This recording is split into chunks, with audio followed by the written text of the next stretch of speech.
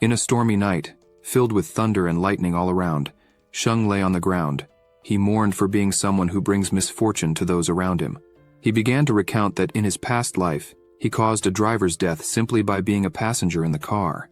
Lu Sheng then related that after this, he reincarnated in another world where he brought bad luck to his parents until their deaths. At that time, even the townspeople were angry with his presence, as drought struck the village soon after Sheng was born. He also shared that he had been away training for a while, during which time he brought disasters to all his sect brothers. Now, as he still lay under that storm, he said that it was finally his turn. After saying this, a powerful lightning bolt struck exactly where Sheng was lying. As he lay there, he merely stated that he was finally about to die. Following this event, a system notification informed that Sheng activated the Fatal Tribulation ability. Time passed, and now people were heading towards the most powerful houses among the 8 sects of the Floating Lands, the Wantian sect. One person remarked that the training back then was truly risky, as they faced numerous dangers. Another said it was indeed difficult, but they managed to complete it thanks to senior brother Sheng. At this moment, Fang Shu arrived joyfully calling for brother Sheng. Fang Shu was 17 years old, and her qi cultivation was at the 7th stage. Sheng then said he was happy to see her, but asked what she was doing there. Sheng, now 18 years old, also had his qi cultivation at the 7th stage. Fang then jumped into Sheng's arms, saying she was there because she missed him a lot. People around were embarrassed watching the scene. Sheng merely asked Fang Shu where her master was. She yelled at Sheng, saying that the sect leader was already waiting for him. Sheng, feeling embarrassed, just thanked her for letting him know. As Sheng walked towards the sect leader, he started to think about his story, how his name is now Lu Sheng, and he's a traveler who reincarnated from another world. Essentially, he died in his old world, and reincarnated in this new world where the floating lands exist, becoming part of the population of that village. He also shared that he became an orphan at the age of 12. However, in the current year, he was seen by the Wantian sect leader and became his disciple, after which Sheng began to cultivate. As Sheng approached the door, he thought that he needs to become someone powerful, someone who can control his own destiny and thus protect everyone around him. Sheng then clasped his hands and, standing before the throne, said he was there to pay his respects to his master and all the elders. Zhou Lin, who is the sect leader, told Sheng that he had led the team to train in a splendid manner. Sheng simply responded that all of it was possible thanks to his master's teachings, and thanks to this he was able to surpass the 7th stage of qi cultivation during that training. Mu Rong, observing Sheng from a distance, commented that he could probably be considered a genius among all the youth of the Floating Lands. Another person remarked that having qi cultivation at the 7th stage at 18 years old was incredible. Mu Rong said that was interesting, but comparing him with Xuer there was still no contest. Worse than that, they shouldn't even dare to compare Sheng with Qing Yu. Sheng then looked at Qing Yu and thought that she was a powerful genius, and also his rival. Qing Yu was a genius at 19 years old, and her qi cultivation was at the 9th stage. The sect leader caught Sheng's attention, saying that he has a unique body and his talents are unlimited. However, he must not by any means frustrate everyone's expectations. Sheng just replied yes, although he thought he didn't understand what was so special about him. The leader then began to rise from the throne while saying that, since Sheng had returned safely, it was now possible to start preparing his own funeral. Everyone around was shocked to hear that, as they weren't expecting this news. Sheng then, surprised, asked if he was really considering this. The leader, already standing, announces that he is about to begin his tribulation and ascension. Sheng starts to wonder how it works. Essentially, in the Floating Lands, when a cultivator fully achieves the Great Path, they can summon a celestial tribulation. If they succeed, they will ascend and become a deity. However, it is said that the rules of the heavens have changed, and thus, there has been no celestial tribulation for the last 3,000 years. At this moment, Sheng begins to question how confident his master is, at least how likely he thinks it is to succeed. Leader Zhou Lin asks everyone not to worry. After all, he has his own reserves, and everyone there knows his technique. Sheng feels a bit more relieved, remembering that this technique is the ancestral divinity technique, stealing from the heavens, changing the days. Sheng believes that indeed his master Zhou Lin might be able to invoke a tribulation. Leader Zhou Lin informs everyone that he has become the first person from those floating lands to ascend after these 3,000 years, and that since the Wantian sect was founded, a new prosperity will fall upon everyone. Mu Rong remained serious upon hearing all this, but does not say a word. The sect leader tosses something toward Sheng, telling him to appear tomorrow at the time of Chen. Sheng, confused, catches what the leader threw his way. Sheng then observes it, while Fang Xiao screams that it is the sect leader's token. She also says that this probably means that the sect leader is going to hand over the realms to brother Sheng. Sheng, pleased with this, simply responds with, yes. The sect leader then says he is leaving, and his body begins to disappear gradually. Fang Shu, with a suspicious smile, asks Sheng if he has heard that if any human manages to ascend, even the chickens and dogs of that village will ascend as well. Sheng, baffled, starts to imagine himself with his arms replaced by chicken wings. Fang Shu tells Sheng that, when he is doing well next time, please do not forget her. Sheng remains silent watching Sister Qing Yu approaching him. Qing Yu then congratulates Sheng for surpassing the 7th layer of qi cultivation, but unfortunately, that still wasn't enough. She continues walking while saying that if one's talent does not match their position, a terrible calamity will arise in that village. She goes on her way asking him to take care. Fang Shu overhears the entire conversation and wonders why Qing Yu, who is at the same level as her, thinks she is so conceited. Fang Shu just asks Sheng to ignore her. Sheng then just feels concerned, since, like it or not, Qing Yu is right in saying that. Sheng then begins to leave the hall while thinking that, despite having completed the 7th layer of cultivation, the road will still be long, and he will need to travel it. Sheng starts to think that cultivation is not an easy task, since cultivation has 6 phases, and each main phase is divided into 9 smaller stages. They are qi cultivation, cultivation base, spiritual formation, fetal essence, combined body, and the complete great path. Sheng continues reflecting that each overcoming is defined after hard work and several fortuitous encounters. Many who have walked this path ended up being buried in the sand. Sheng thinks about all this, despite not knowing about his own gifts and talents. He just recognizes that being chosen by his master was one of the fortuitous encounters. The next day arrives, and Sheng goes to the top of a hill where his master is about to ascend. Zhou Lin just says that Sheng can stay there watching everything that will happen. Sheng is surprised by how quickly everything is happening. Zhou Lin says that all this is about a secret of the sect, as well as some special supplements. Sheng listens attentively while saying yes. Zhou Lin begins his ritual to ascend, saying, "Profound ancestors of the heavens and earth, the base of all creations." After this start, energy already begins to overflow from his clothes. Zhou Lin then continues, "Extensive cultivation, challenging the tribulations, prove yourself worthy to be noteworthy. In the 3 realms, only I am the king." At this moment, in addition to his body overflowing with immense energy, his body is also floating towards the sky. Sheng is amazed by all this, saying that this is the technique of stealing from the heavens, changing the days. Zhou Lin continues his ritual. "Body imbued with golden aura, throughout my entire body. Watch but do not see, listen but do not hear. Spanning heaven and earth, hearing the masses." Zhou Lin is close to the sky, yet continues his ritual saying, reciting poems 1,000,000 times, "Inner glow, the guardian of the 3 realms, 5 emperors to receive, the gods carrying gifts, exercising the thunderous blows." And to conclude, Zhou Lin shouts, "Attract!" while holding up 2 fingers and his body overflowing with immense energy. The sky begins to darken as a great storm approaches. Some lightning bolts start to fall around Sheng, and he is confused as to why this is happening, since those bolts should be heading towards Zhou Lin, not him. Zhou Lin, trying to escape from it, yells to his master that the tribulation was about to land on him and not on his master. His master Zhou Lin then looks down, seeing Sheng running all over the place. Sheng keeps running towards his master while dodging all the lightning bolts. Zhou Lin then focuses his power on Sheng, causing Sheng to be paralyzed on the ground, unable to move. Sheng is confused about what is happening. Suddenly a strong lightning bolt strikes Sheng's body directly. He begins to scream in pain as all that energy hits his body. It was an extremely powerful bolt. The bolt leaves a small crater on the ground right where Sheng was, and Sheng now falls towards this crater while his body is energized. Zhou Lin begins to descend back to earth while asking Sheng if he is confused about all this. Zheng has completely blue eyes while unable to speak a word. Zhou Lin then asks Zheng if he finds it strange that he is not receiving any help from his master, or why is the tribulation affecting him and not Zhou Lin. Then, looking up at the dark sky, Zhou Lin responds that the person who actually attracted the tribulation was Zheng, not him. Zheng, sweating profusely, is shocked to hear that.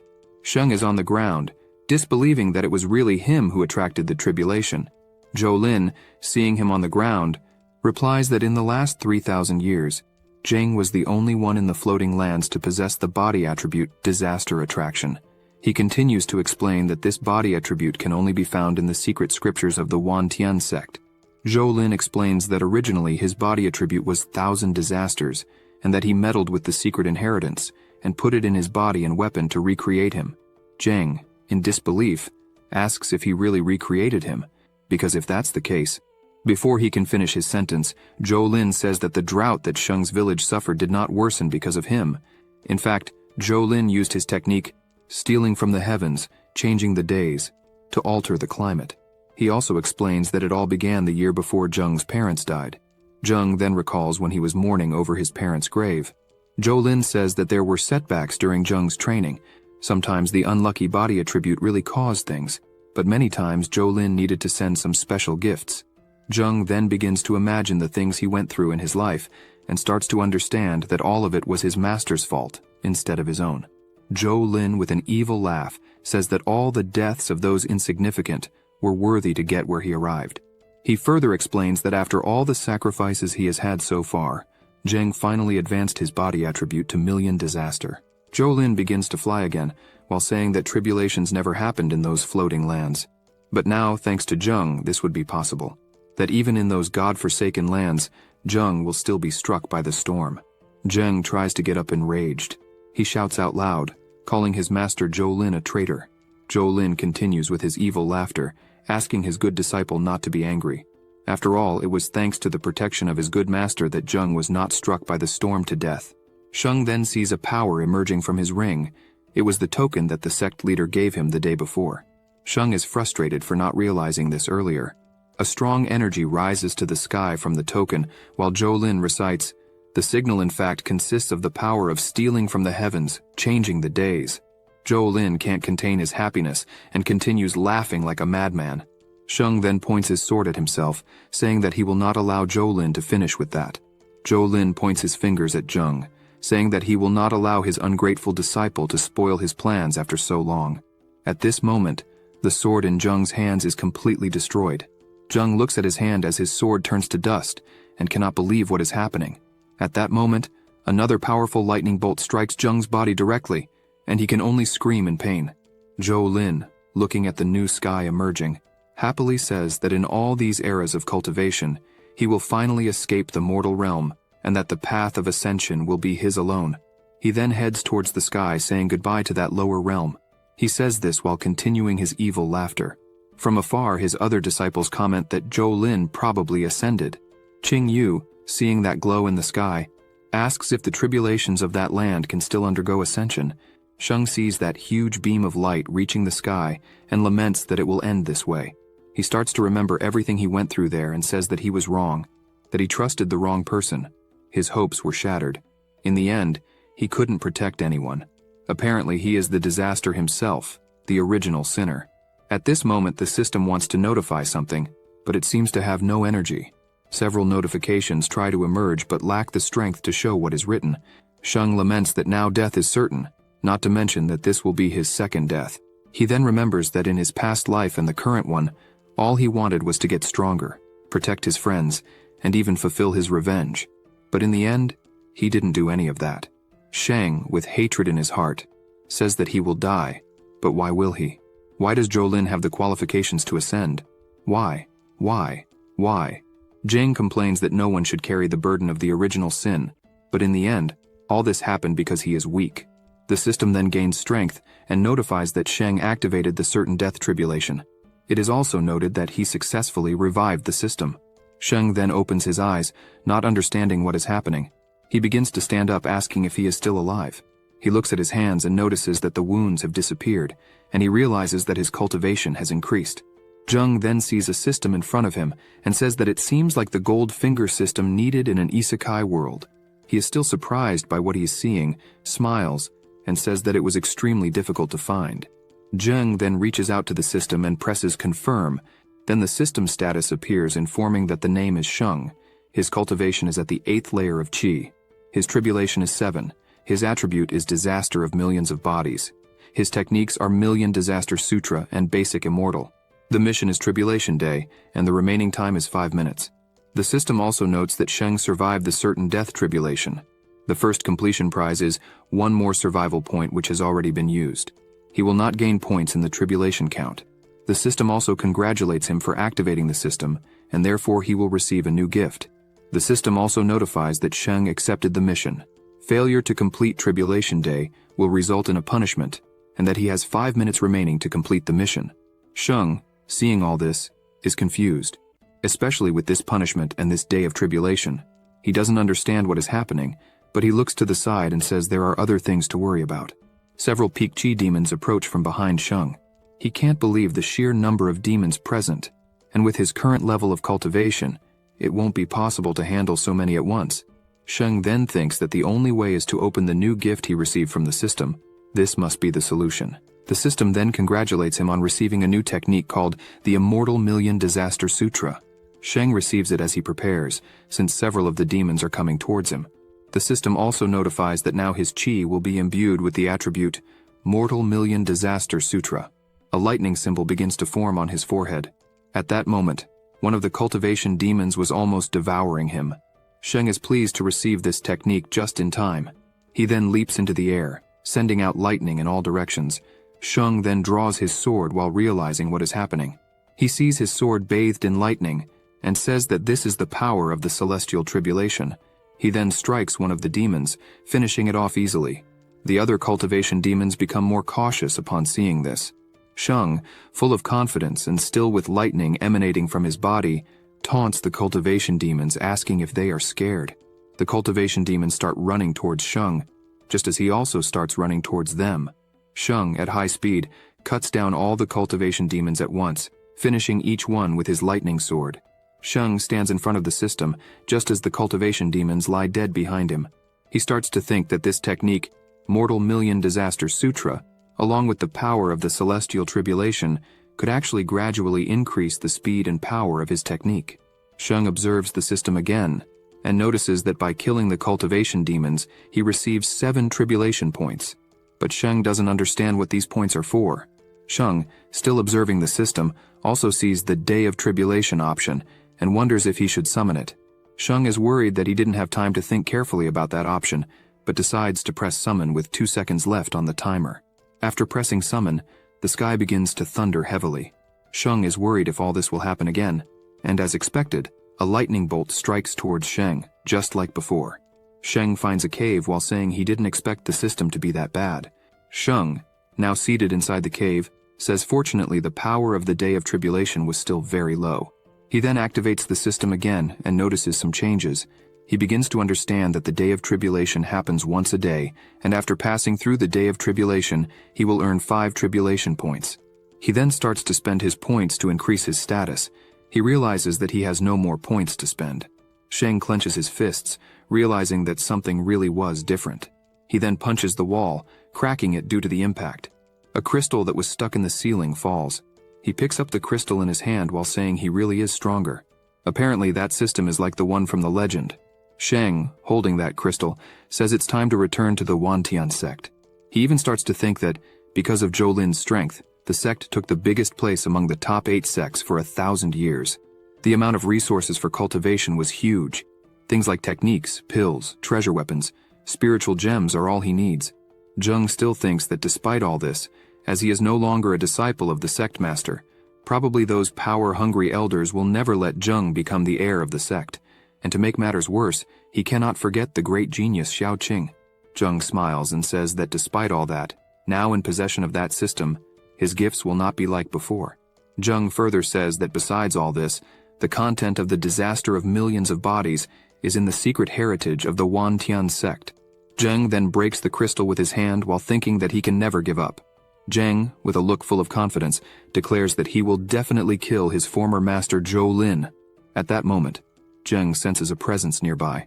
He shouts, asking who is there as he throws a kunai towards the noise. The kunai hits a rock squarely, and there was Fang Xiu, who gets startled by it. Zheng, looking in the direction of his kunai, asks if it is indeed Sister Fang Xiu who is there. Fang Xiu then comes out from behind the rock saying yes. Sheng asks what she was doing there. She simply replies that she was worried about him since he was taking long to return. A bashful Fang Xiu approaches Sheng and says that when Master Jolin ascended the day before, she noticed that Sheng also disappeared. She thought that he might have been hit by the tribulation too. Sheng, speechless, only manages to think that indeed he was also struck by the tribulation. Fang Xiu asks if he is all right, if anything is bothering him. Sheng only thinks that apparently his feelings were quite obvious, but responds that it was nothing. Sheng then disguises it with a smile and says that his master has finally ascended, and he is just missing him. Fang Xiu then happily says that she will ask her mistress to take care of Sheng. Sheng can only think that her master is Murong and Zhou Lin, and that these people are not easy to deal with. And just the fact that they haven't come to take revenge, Sheng is already thankful. Sheng then looks suspiciously to the side. He begins to think that her master, Murong, is a cultivator who only cultivates spiritual mental power. But it was Fang Xiu who came there to look for him. Sheng just sees Fang Xiu smiling back at him. Sheng then takes a deep breath and says they should get out of there quickly since they need to return to the floating lands. 3 days have passed and several people were gathered inside the hall. A person asks Sheng if he was really present when Sect Master Zhou Lin ascended. Sheng responds that yes. Murong then asks if his master Zhou Lin successfully ascended. Zheng simply responds that yes. Jiang, upon hearing all this, can't believe that his master really managed to invoke the divine tribulation. Feng also says that in the last 3,000 years only he, Master Zhou Lin, managed to summon the celestial tribulation. Murong, not very pleased with this, merely says that Master Zhou Lin ascended, but left all of them behind. So do they still want to remember him as the master of the Wantian sect? Sheng becomes serious upon hearing this. Jiang takes the opportunity to ask Sheng if by any chance Master Zhou Lin passed on any technique to him related to the summoning of the tribulation. Murong and Feng wait seriously for Sheng's response. Sheng then gives a slight smile and thinks that the method to achieve it is just to use Sheng in the ritual. He also starts to think that if the disaster of millions of bodies is exposed, it would likely be used merely as a tool for the ascension of all cultivators who have completed the path. But of course, the system will never give him a second chance to revive. Sheng then answers Jing's question, saying no, that if there were any technique to be passed on, the master would probably have passed it to the sect. Jing begins to reflect worriedly, saying that the floating lands really have nothing related to the divine realm. Murong then interrupts, saying to stop talking about Master Zhou Lin. He says that now that the master has ascended, there's not much to do. Now it's just about thinking about who will be the next heir to his position. Jing says that it is indeed true, especially since the power of the sect fell by half after the master's ascension. He also says that now they need someone with sufficient ability to take care of it and keep the sect at the top of power among all 8 sects. Sheng listens in silence to all this. Basically, the Wantian sect is the house with the most power among the 8 sects. However, several hundred years ago, sect leader Zhou Lin led a team of experts to find remains of deities. The outcomes were disastrous, with many dead and injured along the way, leading to a sharp reduction in manpower. The experts were getting older, but they still were not comparable to leader Zhou Lin. The elders were at the body combing level. After that, the subsequent generations of disciples were not so talented as to reach the body combing stage. Moreover, there were 3 tiers of disciples, some quite talented but too new. Among them were the administrative spirit formation disciples, the inner base cultivation disciples, and the normal qi cultivation disciples. Now that Zhou Lin has ascended, the Wantian sect was significantly weakened. Now being considered the most powerful sect no longer made sense. However, before ascending, Zhou Lin made some rules, being at the 9th stage of the combing layer. The first rule is that the elders will hold the reins of the situation. After that, the direct disciples of the 3 body combing cultivators will become candidates for sect master. The resources will be concentrated until the strongest emerges. Only then will the ceremony to assume the position of sect master be held. Murong then speaks about the disciple of the master, specifically about Sheng. And looking at Sheng, he says that when Qing Yu joined the sect at 12 years old, she started very late, and even though Master Zhou Lin saw potential in Zheng and wanted to put him as a candidate, the one with more potential is Qing Yu, who is at the incredible 9th layer of qi cultivation at 19 years old, while Zheng is still at the 7th layer of qi cultivation at 17 years old. This means that Qing Yu has already surpassed Zheng, says Murong, looking at everyone. Sheng clenches his fists and feels outraged while thinking that he understands that his power is not so strong, but to blatantly steal something that should already be his. Murong then turns around and says that after reflecting on all he said, he has come to the conclusion that Sheng does not have enough strength and is also not suitable to enjoy the privileges of being a candidate.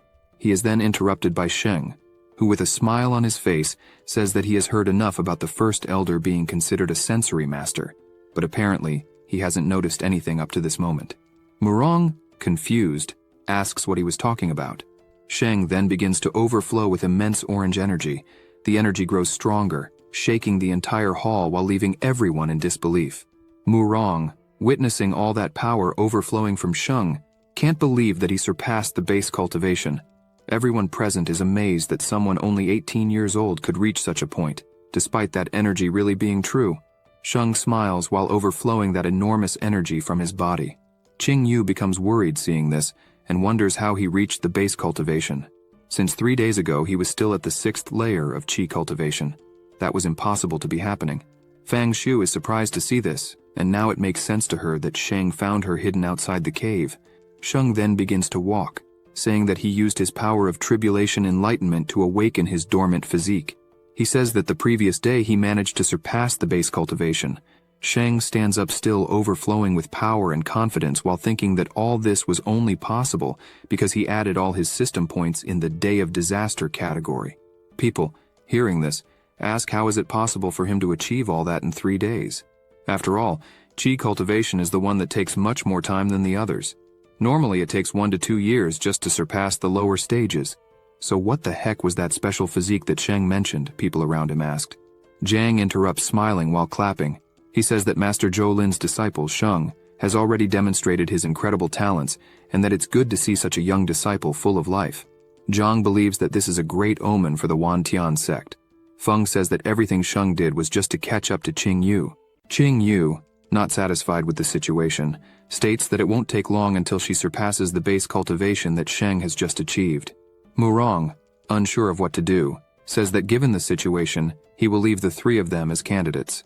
Sheng walks towards Murong, stating that it won't be necessary. He explains that just before his master ascended, Zhou Lin assigned him a task. Sheng takes the token from his pocket and shows it to everyone, declaring that he is now the newest master of the Wantian sect.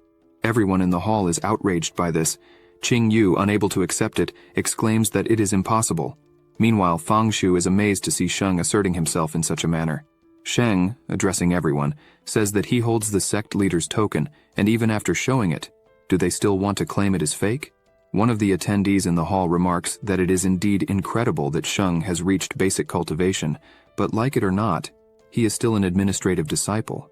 So how will he carry out tasks that are usually entrusted to the leader or someone from the high command? Feng wonders why the great leader Zhou Lin would entrust this to Sheng. She says it makes no sense. Smiling, Sheng replies that he is a direct disciple of Master Zhou Lin, so what's the problem with taking his place after the ascension? Zheng looks confident and says that besides, if he doesn't inherit Master Zhou Lin's throne, who will? Could it be the 3rd elder? Elder Feng, sweating, accuses him of slander, since the old elder has no such intentions. Sheng chuckles lightly, saying that the 3rd elder can better answer that question. Sheng points his finger at his administrative brother and asks if he doesn't think Sheng is suitable to be the new sect leader. The administrative brother is left speechless. Smiling, Sheng says he has another question. He asks if someone who has been stuck in the body combining stage for a few hundred years would oppose someone who has just entered basic cultivation, which of the 2 would have a better chance of ascension. Again, the administrative brother is speechless. Sheng explains that nowadays, there are a huge number of sects around the world, yet the Wantian sect is indeed a very powerful house with many treasures to be used. Whether or not, other sects have always been envious of the Wantian sect.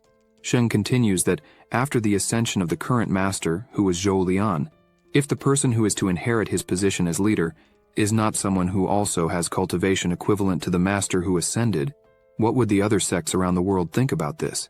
Sheng says these are facts and no deception. After all, naming the younger disciples as potential candidates is an act to hide the sect's strength. Still full of confidence, Sheng says that now that he has awakened his hidden talents, he has definitely surpassed the other 2 candidates for sect leader. With that said, it is obvious why Master Zhou Lin let Sheng take his place as sect master, even though it might have been a bit early. Sheng then calls on the 3 elders, asking if they are perhaps trying to go against Master Zhou Lin's orders. Jiang smiles thinking about how Sheng is truly a cunning child, since he mentions the 3 elders, but he says this looking directly at him. Jiang reflects more deeply now, seeing all that discourse. Now, indeed, it seems certain the decision of the former sect leader Zhou Lin was right. Qing Yu interrupts everyone and asks to wait for her to speak. She says Sheng's thinking is correct. However, all this must be built on his talents having surpassed the other two candidates. Qing Yu begins to draw her sword from its sheath, as she says that Sheng took advantage of the old sect leader's ascension to self-promote to basic cultivation. She also says that this doesn't mean he is stronger than her. Qing Yu points her sword towards Sheng and challenges him to a duel. Feng is pleased with Qing Yu's attitude, saying she is doing very well. Sheng raises a finger and says only one move. Qing Yu asks what he means by one move. Full of confidence, Sheng replies that if he doesn't defeat her with just one move, he will gladly give up his claim to become the sect leader, and she can have the position. Qing Yu becomes extremely angry with the provocation, shouting that he created this problem himself, and now he will pay for it. She immediately leaps towards Sheng, channeling powerful energy into her sword, the orange energy swirling throughout the hall. Feng Shu is surprised to see that Qing Yu's sword is a spiritual-grade treasure. Meanwhile, Feng smiles and says that Qing Yu, wielding the spiritual-grade treasure that she herself had made to help Qing Yu, is sure to win. Elder Jiang gives a slight smile, saying that Sheng may have made some minor discoveries, but his foundation is not stable, and because of this, he probably won't stand a chance against Qing Yu. Moreover, Sheng's sword is below average, so he will definitely lose. Murong is also annoyed with the situation and hopes that Qing Yu quickly knocks Sheng down so they can rectify the situation. After that, they will just invent something to tell the people to come up with a new plan. Furious, Qing Yu advances towards Sheng while screaming his name. She points her sword at him while asking what he could possibly do in the face of all that power she was exuding. Then a huge explosion occurs where the two were standing. Everyone watching is shocked by the impact caused by Qing Yu. They wonder if Sheng will be alright. It seems impossible to be fine after being attacked by a spiritual-grade treasure. The dust from the explosion begins to settle as Qing Yu still points her sword at Sheng's body. Sheng then emerges with a smile, asking if that was all she could do. Qing Yu can't believe what she's seeing. Sheng, with his body overflowing with electricity, says that her strike was too weak. He says this while holding Qing Yu's sword in his hand before it could hit him. Feng Shu and Feng are shocked by this scene. Feng says it's impossible. Sheng, still holding Qing Yu's sword with his fingers, starts to think that indeed that strike was extremely weak. It couldn't even compare to the strength of the day of the disaster. Sheng begins to remember when he received that power, and thinks that 3 days after the system was activated, the strength of the day of the disaster gradually increased as the days went by. He also remembers standing after receiving that great electrical discharge, and thinks that he needs to assume the position of sect leader at any cost. Sheng needs sufficient resources to become more powerful. Only in this way will no one else try to control him. Sheng then lifts Qing Yu's sword to his own forehead, while thinking that his main goal is to kill his former master Zhou Lin. After thinking all this, Sheng uses his electrical discharge to throw Qing Yu away from the sword, doing so without even moving. Sheng starts to charge a powerful energy in his hand while apologizing for the offense, but saying he would end the battle immediately. Sheng then charges at Qing Yu. She's completely unresponsive as he quickly approaches with his hand overflowing with electricity. Elder Feng screams from a distance asking him to stop his blow. Sheng ignores her cry and strikes Qing Yu in the stomach with just a touch of his hand. This is enough to make Qing Yu cough up blood due to the impact of the blow. In addition to the damage caused, she also flies far away with the powerful impact of Sheng's strike. Qing Yu is sent flying so far and so high that Elder Feng jumps to catch her. Otherwise, the damage would have been worse. Sheng, looking at Elder Feng holding Qing Yu, declares that he has won the fight. He then turns around and mentions that one of the 3 candidates has already been defeated by him, and he asks Feng Shu if she wants to try her luck as well. Feng Shu waves her arms, saying that it never even crossed her mind to try something like that. Murong continues to watch from a distance, unable to believe all the power that Sheng has acquired. Carefully, Elder Feng places an unconscious Qing Yu against a pillar. Feng nervously looks at Sheng and says she ordered him to stop the attack. So why didn't he listen? The atmosphere becomes tense as the two stare at each other in the hall. Sheng smiles and says that he did hear her. Then, with a menacing look, he asks what she plans to do about it, saying this as his hand overflows with power, ready for a new fight. Feng becomes furious and tells Sheng that he has barely reached the base level of cultivation and is already so arrogant. Elder Feng then leaps towards Sheng, gathering immense power in her weapon, and says that today, in place of the former leader Zhou Lin, she will teach this arrogant kid Sheng a lesson. Sheng is extremely excited, thinking this is exactly what he wanted to happen. Feng, with her power, sends a malicious hand towards Sheng, saying that the arrogant one will learn his lesson right there. Sheng starts to overflow power in his hand while saying this was exactly what he was waiting for. At this moment, a huge purple explosion is caused by the impact of Feng's power. The explosion is much larger than the one caused by Qing Yu. Feng Shu is worried about what might have happened to Sheng from that powerful blow. Murong, smiling, says that old Elder Feng really is very strong, so probably this child couldn't resist the blow. After saying this, he widens his eyes in disbelief at what he is seeing. Murong is seeing Sheng unscathed. He had defended the powerful blow from Elder Feng without much difficulty.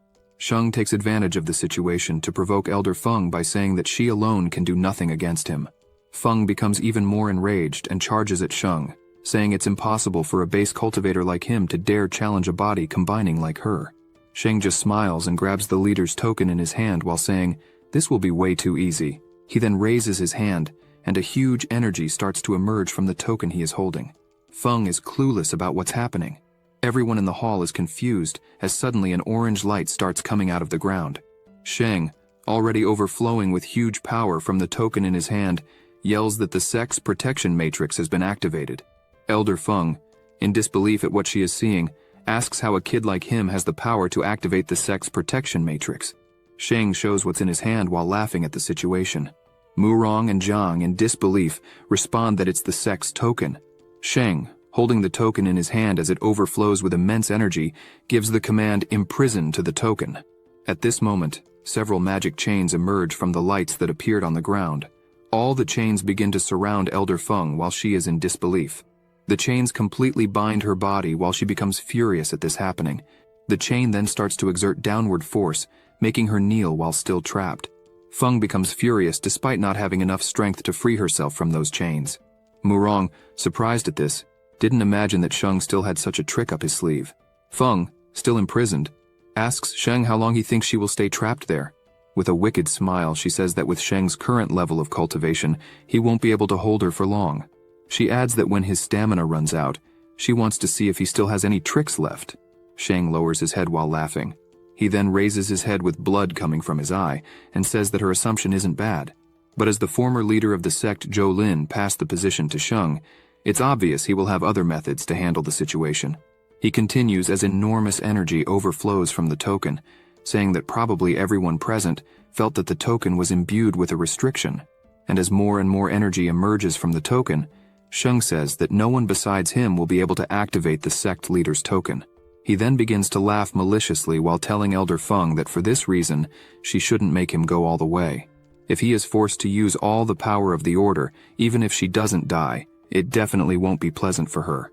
Moreover, all the thousands of years of history of the Wantian sect will burn along with him. Elder Feng looks at him completely terrified, saying that the kid is completely insane. Zhang coughs lightly, drawing Elder Feng's attention, saying that since all this was arranged by leader Zhou Lin, they probably need to give Sheng a chance.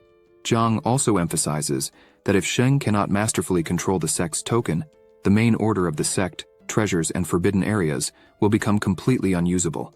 He even asks her if she knows what this means. Elder Feng, frustrated, is at a loss for words. She just lowers her head while still imprisoned by the chains of the token, while the token continues to overflow with immense energy in Sheng's hands. Qing Yu wakes up and sees Elder Feng in that situation and asks how all this came to be. Murong, looking at Sheng, says that he really is the direct disciple of the former leader Zhou Lin. He even has his dexterity. Murong still points out that on that day, Elder Feng is to blame. That said, everyone can temporarily agree on Sheng becoming the new sect leader. However, if at any time they see that he is no longer managing, the body-combining elders will not retreat in the name of the order. Sheng, with both eyes bleeding, finds it odd that this is coming from the first elder Murong. Sheng lowers his head, thinking that probably Murong is pressured to retreat just by the order. Otherwise, he would never acknowledge Sheng as the new sect leader. And also, without a doubt, he is much harder to deal with than Elder Feng.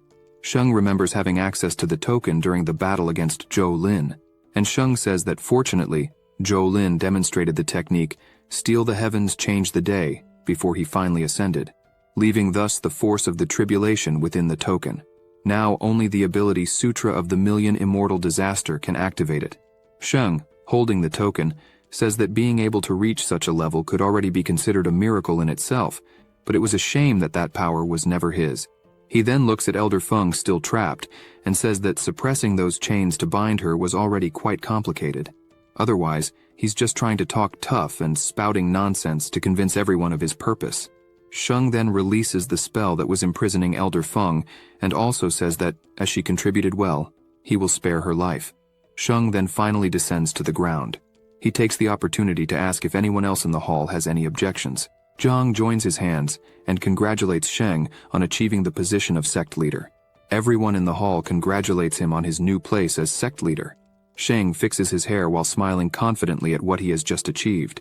He then places his hand on the throne and sits on it, saying that from now on he, Zheng, is the new leader of the Wantian sect. He smilingly asks Fang Xiu and Qing Yu to stay by his side, protecting him at all times. Fang Xiu and Qing Yu respond affirmatively. Sheng then says that the 3 elders, the 12 clan leaders, the 300 administrators, the 8,000 disciples, and the 36 different families that this floating land possesses. He, Sheng, will be there building his foundation to be able to ascend. He says this with a smile on his face. At this moment, the system congratulates him for reaching the base cultivation and that now the Deity Rock commercial city is unlocked. Sheng excitedly says that now is the time to test the new function that the system has made available. Sheng goes to the top of the green bamboo peak of the Wantian sect. From a distance, it was possible to see the energy of the tribulation being discharged into the ground. Sheng is on his knees with a huge hole around him, caused by the electric discharge of the tribulation. Sheng is grateful for having survived another tribulation. Sheng notices the scar on his forehead shining. He places his hand on that scar and says it seems the system lives in that scar, as every time he uses the system's power, it feels like a mysterious force circulates right where the scar is. He also says that the system is truly a great mystery. Sheng is pleased, thinking that his skill, Day of Disaster, is getting stronger every day. However, the points he has earned remain at 5. Sheng begins distributing his points while thinking that after reaching the base cultivation level, the points needed to progress to the next layer are 10 times greater, requiring 1,000 points to advance. He also thinks that he needs to find other methods to get stronger as quickly as possible. Just growing on his own will not be good enough to keep up with Day of Disaster, and it's very likely that Sheng will die in one of the tribulation storms. Sheng asks the system to open the merchant city. He thinks that in the floating lands, the essentials for good cultivation are basically divided into 4 groups: celestial, earth, spiritual, and normal. He also says that all the groups are categorized into 3 subcategories: low, intermediate, and high. Sheng, staring intently at the system, thinks that the lowest level items available in the system and for sale are at least of the terrestrial classification. Such an item could even cause envy in those who are in spiritual formation. Sheng then, still observing the items, notices that there are super expensive treasures available in the system, such as the armor of mixed heavens fighting, which costs 500 divine rocks. There are also the 108 transformations, which cost 700 divine rocks. There's the Monkey King's staff, which is a low-level celestial weapon and costs 500 divine rocks. There's the crossing ship, costing 8,000 divine rocks, and even the floating lands matrix mark, costing 9,000 divine rocks. Sheng, exploring the whole system, says that the currency in the merchant city is this so-called divine rock. At this moment, Sheng receives a mission from the system. First, he needs to advance to spiritual formation. The reward will be 50 divine rocks. Mission 2, devour an ancient item. The reward will be a disaster count and divine rocks depending on the item devoured. And the third mission is for him to survive a mutated disaster. The reward is unknown. Sheng says he has never heard of these divine rocks, so he will probably depend on the system to get them. Sheng begins walking again while thinking that advancing to spiritual formation for someone at his level is still far off. And to make things worse, the mutated disaster that the system also requested is even further away. Sheng observes Qing Yu and Fang Xiu waiting for him, while he thinks that the ancient item the system mentioned is also something he does not recognize. However, probably with the sect's history, he must have some chance of completing it. Sheng walks down the stairs towards the two. Fang Xiu is happy to see that Sheng has finished his training. Sheng says he is happy that the two are working hard to protect him. Qing Yu angrily says she isn't protecting anything. Clearly she is being held hostage to threaten her grandmother, who is Elder Feng. Sheng then looks at her and asks if that is true, What is the problem? Qing Yu gets furious, although she can't do anything. Sheng starts walking back to the village while saying that being the protector of the sect leader isn't a bad thing. He also remembers that before Master Zhou Lin ascended, Sister Qing Yu told Sheng that if talent does not match the position, disasters could happen. Sheng turns to her saying he will remember that forever. As Sheng walks, he tells them not to worry, that he won't do anything to complicate their lives. Indeed, they can return to the village since he has some things still to do. Qing Yu is worried about having to deal with Sheng, but does not respond. Sheng goes to a small temple on the edge of a cliff. He is sitting talking with Zhang. Zhang asks how he could help the sect leader. Sheng says that actually, it is he who should be asking that question. Sheng picks up the coffee cup in his hand and thanks Elder Zhang for allowing him to ascend. Zhang responds that Sheng really is a fair person who does not speak of darkness. Zhang truly admires his methods.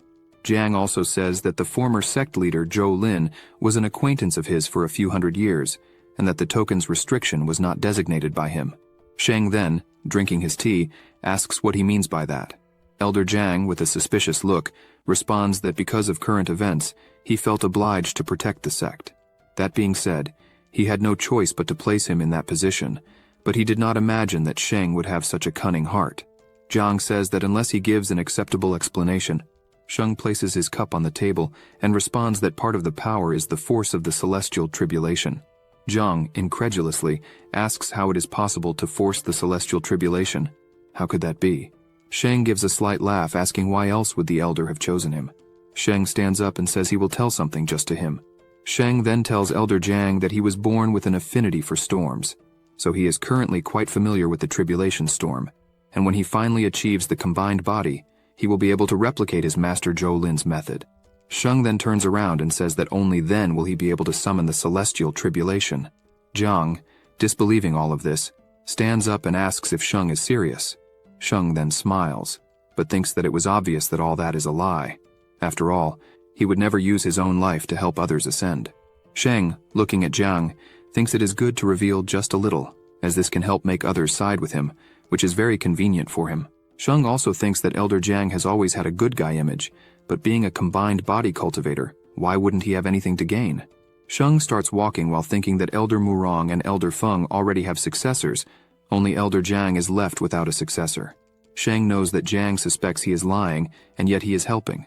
It is probably because Zhang will also benefit from this. Sheng comments on what Zhang said about being a fair person and not speaking of darkness. Sheng then decides to clear that up. Sheng says that the combined body elder, Murong, has a completely ambitious heart. Elder Feng's game is too small. It seems only Elder Zhang has the necessary attitude. Sheng turns around and tells Elder Zhang that if he really is trying to help him, then when Sheng finally succeeds, he will return the favor by helping Zhang ascend as well. Elder Zhang watches carefully and notes that the expression Sheng is giving is not one of deceit, and he is saying all this with quite a bit of confidence. Zhang decides to bet on him, and then asks Sheng what he wants Zhang to do. Sheng responds that he just wants him to help him cultivate. Sheng and Zhang go to a place. They arrive at the sect's treasury. Sheng says it is his first time there. The two start to enter while Elder Zhang says that the treasures of the treasury are not exactly there. In fact, they are stored in another dimension. Zhang stretches out his hand while saying that it is necessary to pass through the matrix to be able to retrieve them. Zhang uses his spell to access another dimension while saying that each treasure has a certain restriction. However, with the sect's token, it will probably be possible to retrieve them from there. Zhang throws an item to Sheng while saying that even possessing the token that allows a high chance of release, they still need to choose very carefully. Sheng catches the item Zhang threw to him while thanking him for these reminders. Sheng stretches out his arm while saying he needs to choose something. He then takes the sect's token and says that indeed he will need to choose something. Sheng activates his spell and orders all the treasures to come out of their dimension. At that moment, various items emerge bathed in power. The items begin to fly in all directions inside the treasury. Now Sheng stands before all the treasures that float, so he can choose which one he wants. Sheng, looking at all those items, begins to reflect that his goal is to increase his cultivation, so probably consuming pills will be quite efficient. However, he thinks that the pills will only help up to a point, as excessive use will cause stagnation, leaving the foundation unstable and making it impossible to advance to the next stage. Sheng also thinks that all this, except for the technique, stealing the heavens, changing the days, which is a bit special. The rest of the sect's techniques are no match for the system's techniques. Sheng regrets that the technique stealing the heavens, changing the days isn't there, but instead in a forbidden area to which he has no access, and much less the necessary exchange to get it at that moment. Sheng glances aside and says there's something interesting there. Sheng approaches and picks up the item he found interesting. At that moment, Sheng receives a notification from the system saying that he discovered a fragment of cloud water, and after absorbing that item, it will give him 27 tribulation points and a divine rock. The system asks if he would like to absorb that item. Sheng is surprised, as he did not know it was possible to absorb something. Happily, he tosses the item into the air and agrees to absorb it. Energy begins to emanate from the item and flows throughout Sheng's body. Sheng is amazed as he absorbs the fragment. The system then notifies him that he has absorbed the cloudwater fragment, and as a reward will gain 27 tribulation points and a divine rock. Sheng, looking at the item he just absorbed, is pleased to see that a mere broken fragment can indeed provide 27 tribulation points.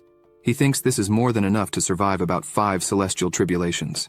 Happily, Sheng tosses the used fragment away and thinks that if he continues like this, with 4 or 5 fragments, he will accumulate enough points for the next ranking.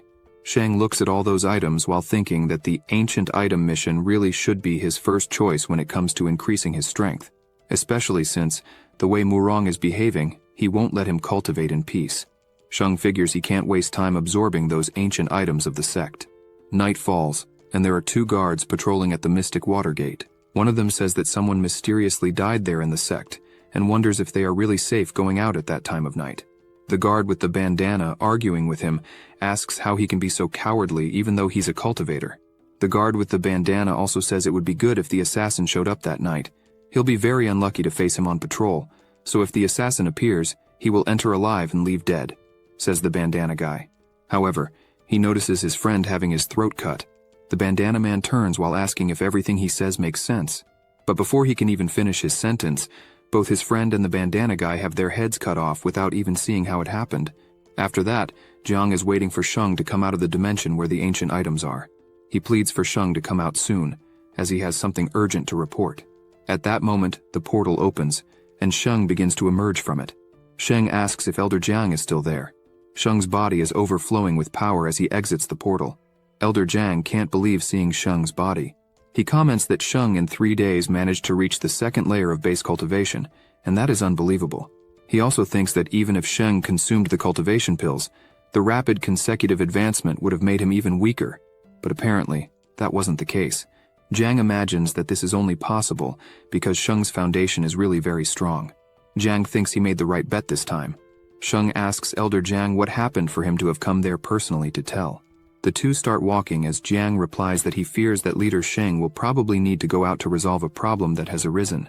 Leader Sheng asks what problem that would be. Elder Jiang comments that the Mystic Water Gate, which is under the control of the Wan Tian sect, is recently wanting to separate and join the Ming He sect.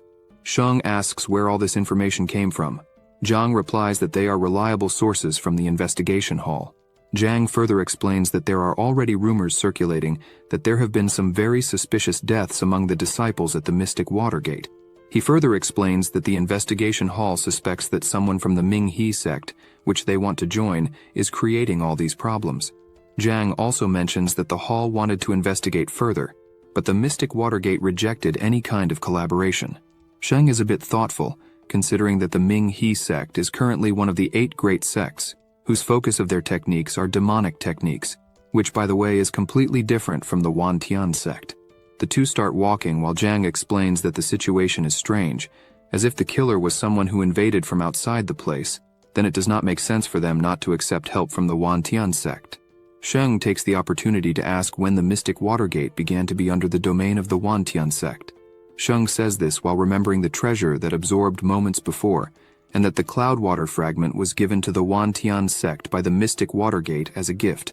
Jiang gives a slight cough and explains that the Mystic Water Gate has belonged to the Wan Tian sect for 300 years and has always been loyal. However, everything started to go downhill after the rise of leader Zhou Lin. Jiang comments that they probably heard that a mere young cultivator became the current leader of the Wan Tian sect, and apparently they are worried that this is the end. Elder Jiang says that the Mystic Water Gate is one of the strongest pillars of the sect. He also explains that the leader of their sect, a man named Song Jo, is a 9th layer, fetal essence cultivator. And even if they are not on the same level as the Wan Tian sect, there is the issue of leader Zhou Lin's rise and what the Wan Tian sect lost in terms of power. The two begin to walk through the village, while Zhang says that once the other 7 sects start to compete for supremacy and become independent of the Wan Tian sect, the title of most powerful house of all will be increasingly difficult to maintain. Zhang also says that the current elders discussed this and came to the conclusion that Zheng could personally visit the Mystic Watergate to show them some power, just to prove that the Wan Tian sect does indeed have a bright future with the new leadership, and certainly leader Song Jo will also recognize this. Zheng starts to laugh in his thoughts that, on the one hand, the Mystic Watergate does not have a reputation for traitors, and likely Murong will also find a way for this to be a reason to break Zheng's cultivation. Zheng then looks to the sky and says that he will no longer delay this. Now at the Mystic Watergate, the sect leader, Song Jo, is standing with some servants, waiting for leader Zheng's arrival. The servants are commenting that the letter sent by the Wan Tian sect said that leader Zheng would personally visit the Mystic Watergate. Another servant is interested in seeing Zheng since he heard that he is only 18 years old, besides being cute. Leader Song Jo is surprised to see Zheng approaching the place. At this moment, a huge beast appears in the sky heading towards them. The beast begins to get closer and closer. The servants go crazy when they realize that this is a 3rd-degree spiritual beast, which is equivalent to a light dragon spiritual formation ranking cultivator. Another servant screams that the Wan Tian sect really deserves respect. Another servant finds it a luxury to have such a powerful beast merely as transport. The huge spiritual beast flies over all of them. The beast then gets even closer to the tower, and with that all of them jump off the back of the spiritual beast. 4 members of the Wan Tian sect were present on that tower as they jumped off the back of the spiritual beast. Leader Song Jo, looking up, says they have finally arrived. He notes that the person beside him is the ceremonial clan leader of the Wan Tian sect, named Heiyu, who happens to be a cultivator of the 9th layer of fetal essence. Song Jo remarks that this position is somewhat stronger than his own, and that if the two were to fight, Heiyu would likely emerge victorious. Song Jo also observes that there are 2 beautiful girls who, besides being very attractive, seem to be extremely talented. He imagines that the young man in the middle of them must be the new leader of the Wan Tian sect. He looks closer and sees that this person must indeed be leader Sheng. Everyone then heads inside the meeting hall within the mystical Watergate. Song Jo then says that leader Zheng is truly handsome and talented, since at 18 he is already at the base cultivation level. Song Jo adds that he truly inherited the talents of his former master, Zhou Lin. At this moment, the vice leader of the mystical Watergate, Hong Ya, tells Zheng that the wine they are drinking is quite old, as it has been preserved for nearly 300 years. Hong Ya asks Zheng to enjoy the moment to toast and rest a lot, because of the long journey. Zheng, with a smile, says that he would indeed like to toast to the occasion. He says this while thinking that the mystical Watergate is very courteous, but so far they have not mentioned the real problem that has been happening there. Zheng still thinks that this peaceful visit is just to show how the Wan Tian sect treats those under its command, so it wouldn't be smart to use force. Zheng begins drinking the wine while imagining that Elder Zhang sent only Heiyu this time to protect him, so if things get ugly, Zheng will need to handle it alone. Thus, he cannot let his guard down at all. At this moment, someone enters the hall shouting, "Father!" causing Zheng to be startled upon hearing that. Zheng looks towards the person at the gate and is baffled, wondering if that shout calling father was meant for him. This person, calling his father, says that this moment is terrible, as something has happened again with another disciple. This person who arrived shouting in the hall is Tian Lin, the son of leader Song Jo, and who is in the 4th layer of qi cultivation. He had a very worried expression. Zheng observes that boy and wonders if he is really the son of leader Song Jo. However, Song Jo gets furious with the interruption and shouts at his son, asking how he dares to make such a fuss on the day when the sect leader Zheng was present. Song orders Jiang He, who is Song's eldest disciple and is in the 9th layer of base cultivation, to take Tian Lin away immediately. At this moment, Zheng extends his arm asking them to wait. Zheng says he did not come there to act like a distinguished guest, and if he happens to bother the sect while he is having fun, it will make him a sinner. Zheng asks for them to let leader Song's son finish telling what he wanted. After all, the mystical Watergate is still under the domain of the Wan Tian sect, so if something wrong is happening, Zheng would like to know, since he cannot just stand by and watch. Tian Lin asks his father if he can then continue telling what is happening. Zheng does not wait, Song responds and says that he can indeed tell. Tianlin lowers his head and says that earlier there were some mysterious deaths of disciples, and it was not the first time. Zhang turns to Leader Song and asks what he has to say about this, since it seems to be a recurring issue. Leader Song is worried about the situation and tells Zhang not to worry, that this is just a small problem they are already dealing with. Zhang, with a mysterious air, asks if he really believes that this is just a small problem. Zhang slaps his hand on the table while shouting that Leader Song's disciples are in danger, and he dares to say that this is just a small problem? Song, already worried about it, says that's not exactly what he meant. Zhang stands up and says he does not want to hear Song's lame excuses. Zhang turns to him and says he only believes what he sees with his own eyes. At that moment, Heyu begins to overflow with a powerful energy throughout his body, completely intimidating everyone at the mystical Watergate, including the leader.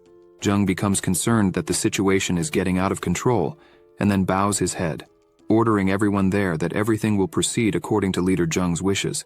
Tianlin begins to lead everyone to the crime scene. They approach a door, while Zhang asks if that is the place.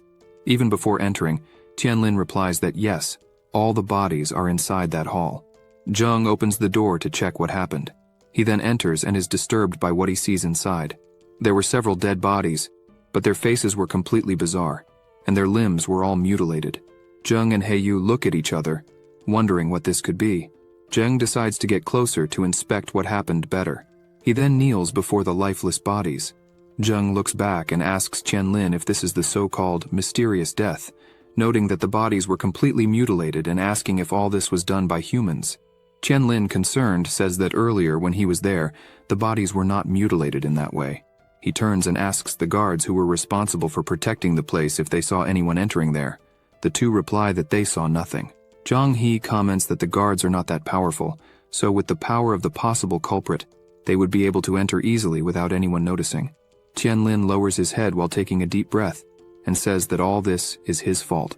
At this moment, Leader Song approaches and asks Leader Zhang and Heyu if they have found anything.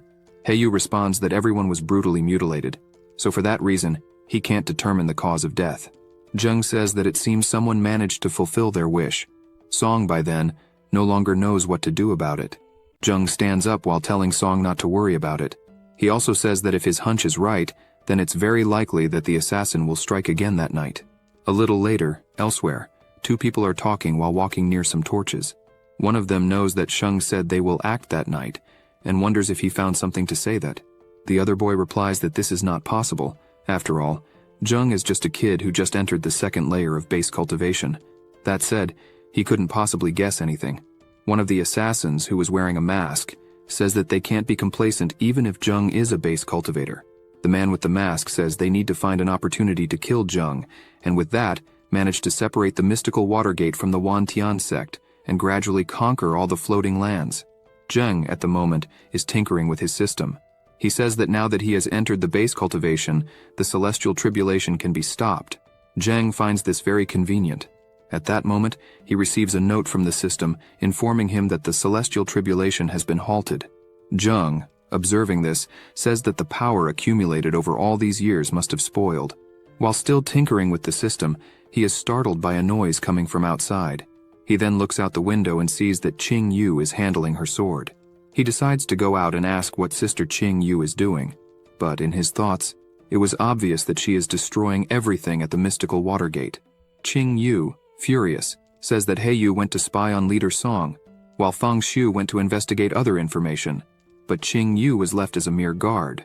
Zheng realizes what is happening, but thinks that with her temper it's not possible for her to investigate anything discreetly, and even imagines her attacking poor Tianlin to obtain information in a not-so-discreet manner.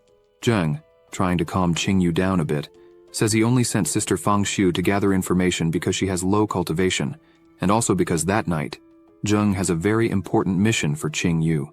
He says all this, but does not notice that Fang Shu was nearby and overheard everything. Fang Shu gets angry and starts to pout at Zheng, saying it seems she is only assigned simple tasks because of her low cultivation. Seeing the mess he made, Zheng asks why she returned so quickly, and says it's not what she's thinking. Fang Shu turns her face away while saying that she went to ask Tianlin about the incident, and he informed her that this time the death was against a normal disciple, not a new one like the other times, so apparently there is nothing suspicious. Fang Xiu then hands a notebook to Zheng and informs him that this notebook has more details about the other deaths, and that she glanced over it, but didn't identify any pattern. Zheng starts to review the information in the notebook and thinks there's a small chance that the mystical Watergate is hiding important information. Zheng notices that the dead disciples were all from qi cultivation and base cultivation. After reading this, Zheng catches Qing Yu's attention. Qing Yu asks what he wants, and Zheng simply replies that now it's up to her. Qing Yu is left confused. Then finally night arrives. Qing Yu leans against a pillar cursing Zheng for saying he would give her an important mission, but in the end, it was just to watch over the ancestral hall. She watches the night while remembering Zheng's words. But this is also good. It will reveal his weak side. At that moment, the candles in the hall go out. Qing Yu looks back completely terrified, as there was no wind or anything like that. Already out of patience, she draws her sword and enters the hall, asking who is the fool pretending to be a ghost. Qing Yu also warns them to be careful, as she is not just any cultivator. At that moment, the coffin opens even though it was nailed shut. She is startled to see this. A hand emerges from the coffin, breaking it with its strength. A kind of zombie emerges from the coffin. Qing Yu is shocked by this, since she realizes that this monster is one of the people who were murdered in the morning. The zombie, with its body all stitched up, leaps at full speed towards Qing Yu. She uses a spell as a shield to prevent the zombie from getting close. The zombie attacks the shield with just one hand, while Qing Yu puts more strength into her shield to withstand the impact. The zombie's strength was so great that it starts to crack Qing Yu's shield, even using just one hand. The shield then breaks, and Qing Yu is thrown far away by the impact. She manages to slow down a bit with her feet to not be thrown out of the hall. Qing Yu is a bit worried since that zombie has the power equivalent to a base cultivator. The all-stitched zombie begins to scream and heads towards her again. Qing Yu raises her sword and says this piece of crap will meet its end right now. She charges at him, saying that this time he will die. Then a huge explosion occurs at the location. The explosion was so strong that Qing Yu was blown out of the hall. Up high, someone catches her while she was flying because of the explosion. It was Zheng who caught her in his arms, while she was still a bit dazed from the explosion. Zheng says he asked her to break the talisman if she needed help, but apparently, she didn't want to do that. Qing Yu just stays quiet while feeling embarrassed to be in Zheng's arms. They then look at the all-stitched zombie, while Zheng asks if that monster only has the power of a base cultivator? Because if so, he can handle the situation quite easily. Zheng, without wasting time, starts to gather energy in his hand and charges at the zombie. He approaches and punches the zombie's head into the ground with all his strength, while lightning shoots out in all directions. The zombie's head is smashed into the ground with such force from Zheng. Zheng smiles and says it's all resolved now. Qing Yu comes flying towards him. At this moment, they hear the other coffins breaking inside the hall. Both remain alert, already anticipating what will come next. All the coffins then break open, and they notice there are more than 6 coffins inside. All the zombies start emerging from the coffins and converge into one spot. Qing Yu, in disbelief, realizes that the corpses were joining together to become one. A red energy begins to emerge in front of those corpses. Zheng and Qing Yu just watch, unsure of what it is. The red energy becomes even more powerful, destroying the roof of the hall and shooting up into the sky. They now face a giant monster. Zheng comments that things are starting to get boring. Qing Yu, still surprised and confused, asks what the hell that is. Zheng explains that it is a corpse puppet. They look at the sinister monster as Zheng elaborates that the corpse puppet is constructed using human bodies through special means. Their power is not as strong as when they were alive, but since the body has become giant, no one of qi cultivation or base level can handle it. Qing Yu, furious, asks if Zheng knew this would happen and still left her there guarding something so dangerous. Zheng simply draws his sword and tells her not to worry, he will protect her. Zheng begins to think that coincidentally, while he was not there, he managed to obtain some divine rocks and exchange them for a skill called Secret Refinement Tribulation Technique. And this is the reason he knew all about it. Now, Zheng has 0 divine rocks. His attribute is still the disaster of a million bodies, but now, he possesses 2 techniques. One is the Sutra of the Disaster of a Million Immortals, and the new one is the Secret Refinement Tribulation Technique. The Sutra of the Disaster of a Million Immortals is an attribute of the tribulation added to qi cultivation, basically managing to wield the power of tribulation. The Secret Refinement Tribulation Technique uses the power of tribulation to deal with all kinds of living things.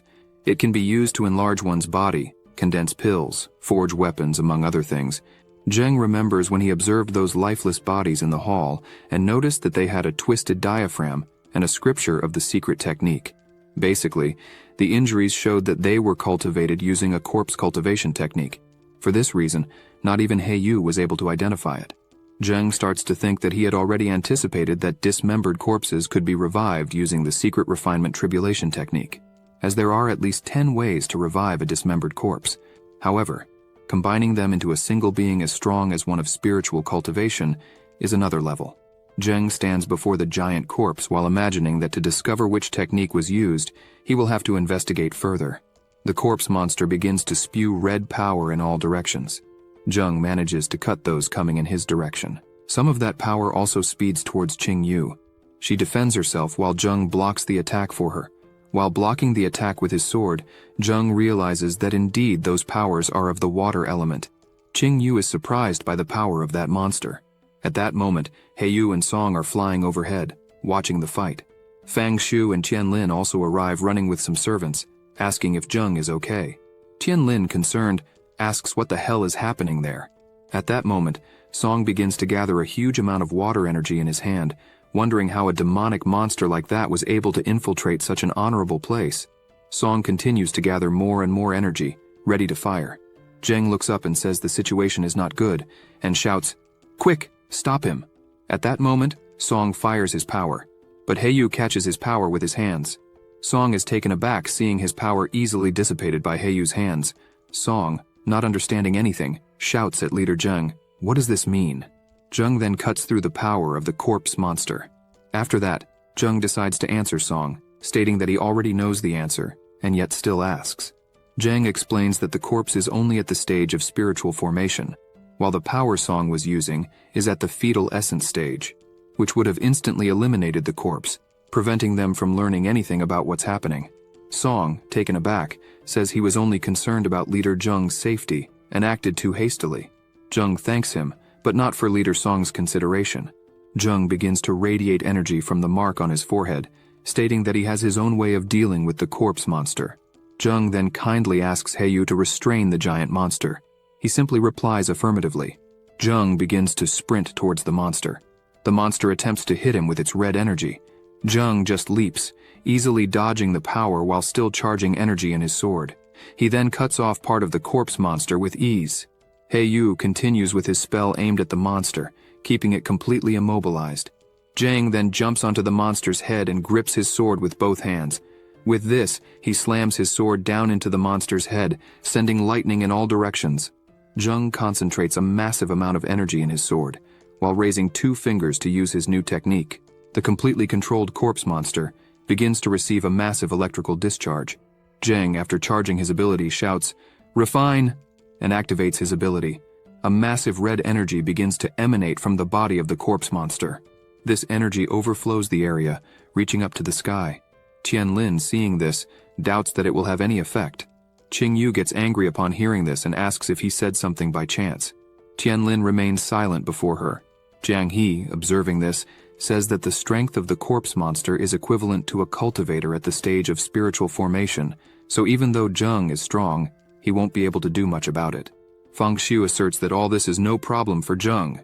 Yu observes from above, watching all that energy emerging from within the monster. The monster continues to overflow with power, as does Zheng, who keeps discharging his lightning into the body of the corpse monster, especially after activating his ability. Then, still atop the monster's head, Zheng raises his sword to deliver his final blow. He drives his sword in, causing blood to spurt out. Zheng easily finishes off the corpse monster with just one blow.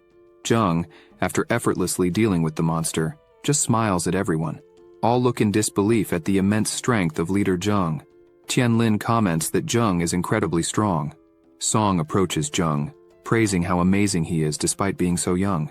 He adds that although he has eyes, he was unable to recognize such immense power at first, but now he acknowledges it. Zheng responds that the situation was handled easily, but he didn't do all this just to be flattered. Zheng reveals that he now knows the necessary method to refine corpse puppets, and he also discovered why Song's disciples died suddenly. Song is startled by how easily Zheng figured it out. A desperate Tianlin pleads for him to clarify what happened. Zheng reflects that earlier, During the banquet, Qianlin was quite energetic and went against leader Songzhou's intentions. Zheng hints that he probably already knows the reason. Qianlin, confused, asks what he means by that. Zheng explains that the so-called sudden death seems like a fatal error during cultivation, but that's not the case. Zheng reveals that the techniques that use qi for cultivation can also be used in a way where one sacrifices life to forge a weapon. Everyone present is shocked to hear this. Zheng begins to harness that red energy while explaining that this qi, cultivated from a technique, flows along the meridians and will alter the cultivator's physique by absorbing their blood essence.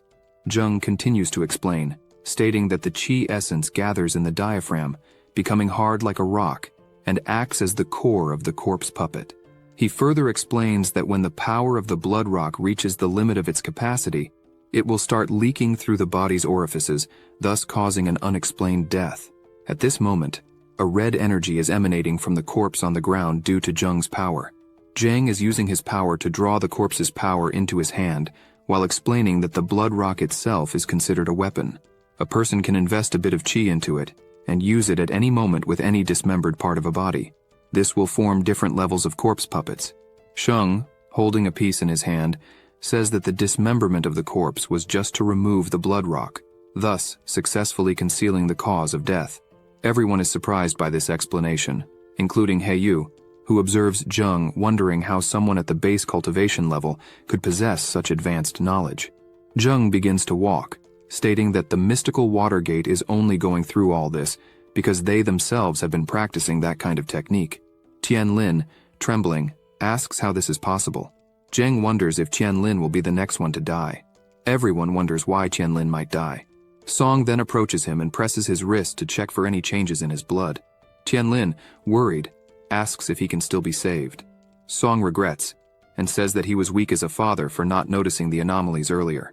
Zheng at this moment says he figured Master Song would say that. Zheng crosses his arms and merely comments that a Yuanying cultivator who can't see that this isn't the genuine martial method of the Xuan Shui sect is somewhat strange. Song starts sweating, saying he got it all wrong, and that his son Qianlin inherited this technique through a chance encounter and decided to train it secretly along with some people from the sect. Sheng then asks how he stumbled upon a martial technique from the Hades sect so casually. Father and son face each other after hearing this. Zheng changes his expression, saying that only one person allowed Qianlin to practice demonic martial arts, so he should not be surprised by the outcome. But regardless of who did it, in the end, the only one responsible for the deaths of several disciples and his own son is solely you, Song. Zheng says this to Song while asserting that he is definitely the only one to blame. Qianlin immediately kneels down and then lowers his body, begging Zheng that it was he who brought that technique to the mystical water gate, not his father Song. Qianlin, still begging, says he doesn't mind dying, but if leader Zheng has any solution, then he pleads for him to save the disciples of the Xuan Shui sect. Song looks worriedly at his son after hearing this. Fang Shu and Qing Yu watch the situation closely. Zheng looks down at Qianlin after hearing all this. Zheng then smiles and asks why he is panicking in such a way. Qianlin raises his head crying and sees Zheng extending his hand to him. Zheng takes Qianlin's hands while saying that if the situation really is as described, then their sect is also a victim of all this. Zheng, still smiling, says that the only people guilty of all this are those from the demonic sect. After leaving there, Zheng picks up a book and mentions that this is indeed the method for making puppet corpses. Qing Yu asks Sheng if he is really capable of curing Qianlin. Fang Shu asks if he wants her to seek help from her master. Zheng says that's not necessary. While everyone is walking around the place, Zheng thinks that now is a great opportunity for him to establish his authority with his new position, and that he cannot let Mu Rong overshadow him at all. Zheng also imagines that with his new secret technique, he already has a way to resolve the problem that Qianlin was hiding. Zheng starts to enter the hall while saying that if the secret technique he acquired turns out to be even more surprising, then it will be even easier to deal with the situation. Sheng enters the hall and asks Song if he has thought about it. Song makes a respectful gesture and says that the Xuan Shui sect has indeed failed in its duties and responsibilities. Sheng says that it is great that they recognize this. He also comments that he had seen a magical weapon called the Qianguang Shui Mirror in the Celestial sect, which was sent by the Xuan sect. He further mentions that it is a magical weapon made of a rare water attribute material, which also has martial arts effects and might have some restrictions, Sheng says that if the sect still has a similar type of magical weapon in the treasury, it probably won't be difficult to make an antidote to destroy all the hidden demonic dangers. Tianlin is surprised to hear all this since Sheng has a lot of information. Song watches Heyu while imagining that Sheng is trying every way to get to the hall where all the treasures of the Xuan sect are kept. At this moment, Hongya asks Sheng how he will recognize such precious materials. Sheng says it is simple. As long as he looks with his own eyes, he will know what the materials are. Qing Yu and Fang Shu are surprised to hear this. Jin Long, an elder of the Xuan Shui sect, tells Master Song that Sheng is being extremely greedy by asking for this, and asks him not to allow it. However, Du Ping, also an elder of the Xuan Shui sect, says he understands Jin Long, but 2 of his disciples and brother Hong died because of that problem. So how could the sect send Tianlin to his death without doing anything? Sheng calls Song's attention by asking what he will decide. Tianling tells his father not to worry about it, as it is his fault alone. Song thinks for a moment, and then finally looks intently at Sheng and asks him to follow him urgently. Sheng barely enters the treasure room when the system starts to distribute several notifications asking if he wants to absorb the tribulation of those fragments. Sheng continues walking into the treasure room and is amazed at the many pleasant surprises inside. Song informs him that the alchemy room is ready and asks Sheng if he is sure about this. Sheng turns and simply says, "No doubt about it." Jin Long, watching, asks if Master Sheng is not going to empty the entire sect's treasury, is he? The elder explains that, even though he is Song's son, the sect master, it is still a huge risk. Du Ping, indignant, asks Jin Long how he dares to say that. Hong Ya says that all the sect's disciples are in danger at that moment, and even if the chief cannot protect them, what will others think about the sect? Sheng interrupts everyone by raising his hand and saying that he has his own means. He further says that he will only need a few magical treasures and some spiritual level medicines.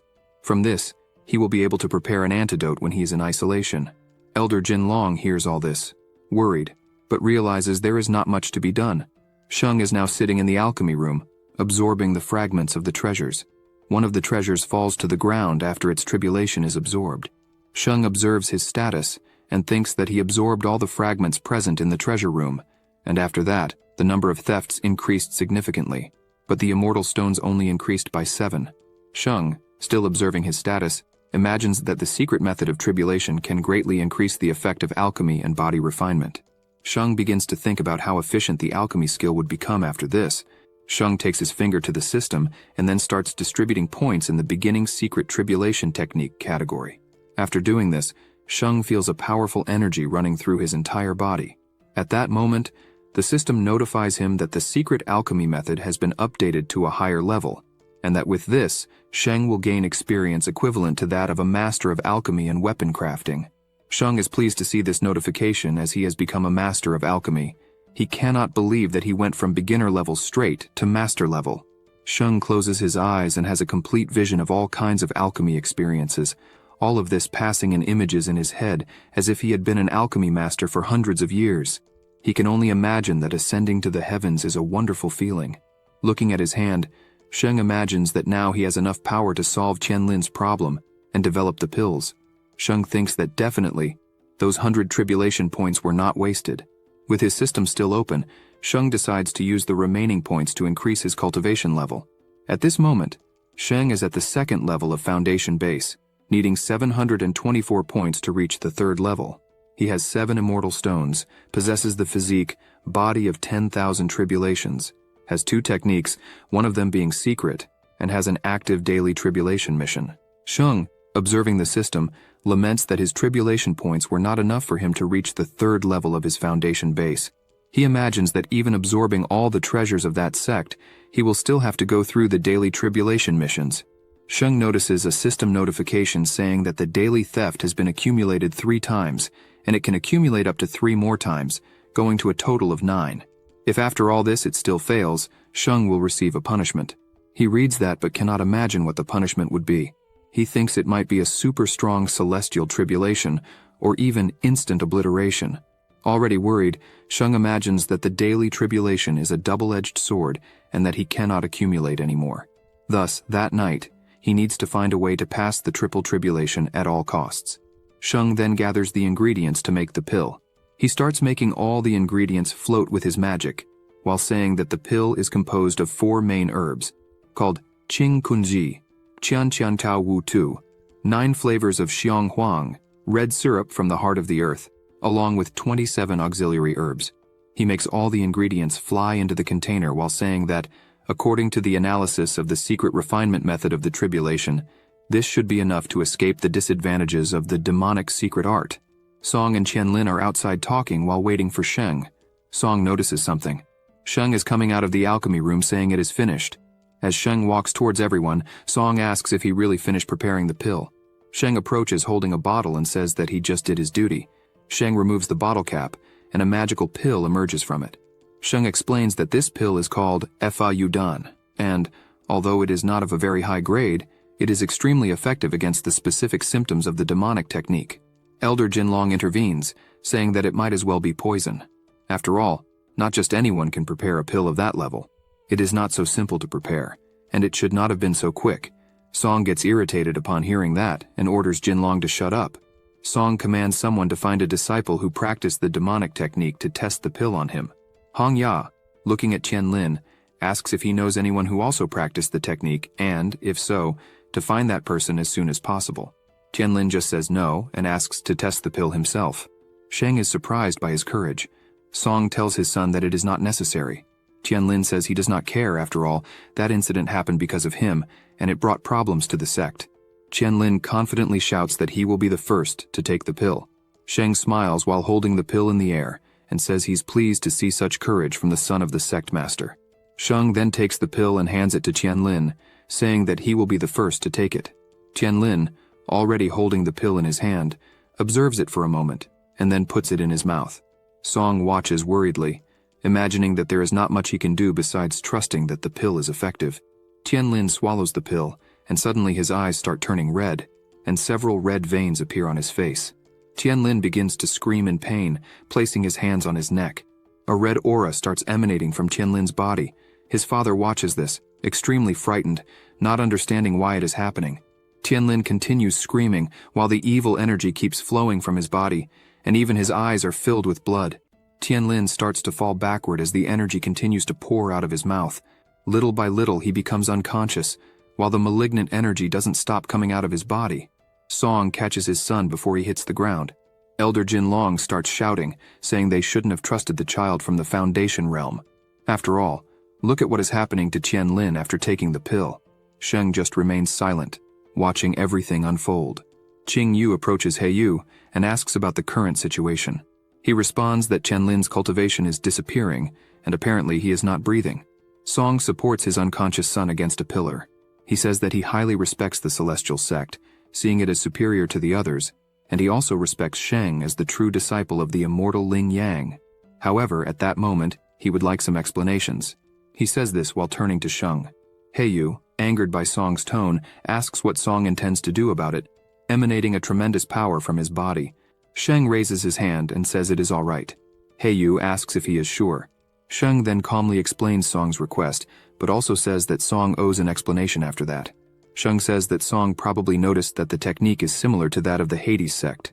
Sheng then asks Master Song, if he values his son's life so much, why did he allow him to practice such a forbidden technique without even knowing its origin? Song replies that it was not his technique, and he did not make his own son practice such a demonic technique. Elder Duping intervenes, saying that the matter involves the mysteries of the techniques inherited from the Xuan Shui sect. He asks Master Sheng not to interfere in this. Song, looking at his son, says he can speak about it without problems. Jinlong laughs, asking if he will betray the sect's secrets again. Song says that both Qianlin and the other young disciples were determined to perfect the legacy of the Xuan Shui sect, and Song, as the sect master, was unable to stop them. Sheng applauds upon hearing this, pointing out that Qianlin took the pill without knowing the risks. Sheng praises Qianlin, saying he is always thinking for the sect's good. Song becomes furious upon hearing this. Duping starts shouting at Sheng, asking if he thinks the Xuan Shui sect is so easily intimidated. Jinlong also starts shouting, asking if Master Song will continue being a coward just because Sheng is doing these things. Song begins gathering water energy in his hand, saying they cannot let a junior from the Foundation realm intimidate them. Song's eyes turn red as he asks what the purpose of the realm is and why they all cultivate from a young age. After gathering a lot of energy in his hand, he unleashes it with all his might. The water power rushes towards Sheng at full speed, causing a massive explosion upon impact. However, after the explosion dissipates, an orange energy barrier is seen. It was Yu who easily blocked the power from Master Song. Sheng merely observes and comments that Song's true qi is indeed powerful. Without Yu there to defend him, Sheng probably would not be able to stand after the shock. Sheng also thinks that Song alone is not capable of breaking through Yu's defenses.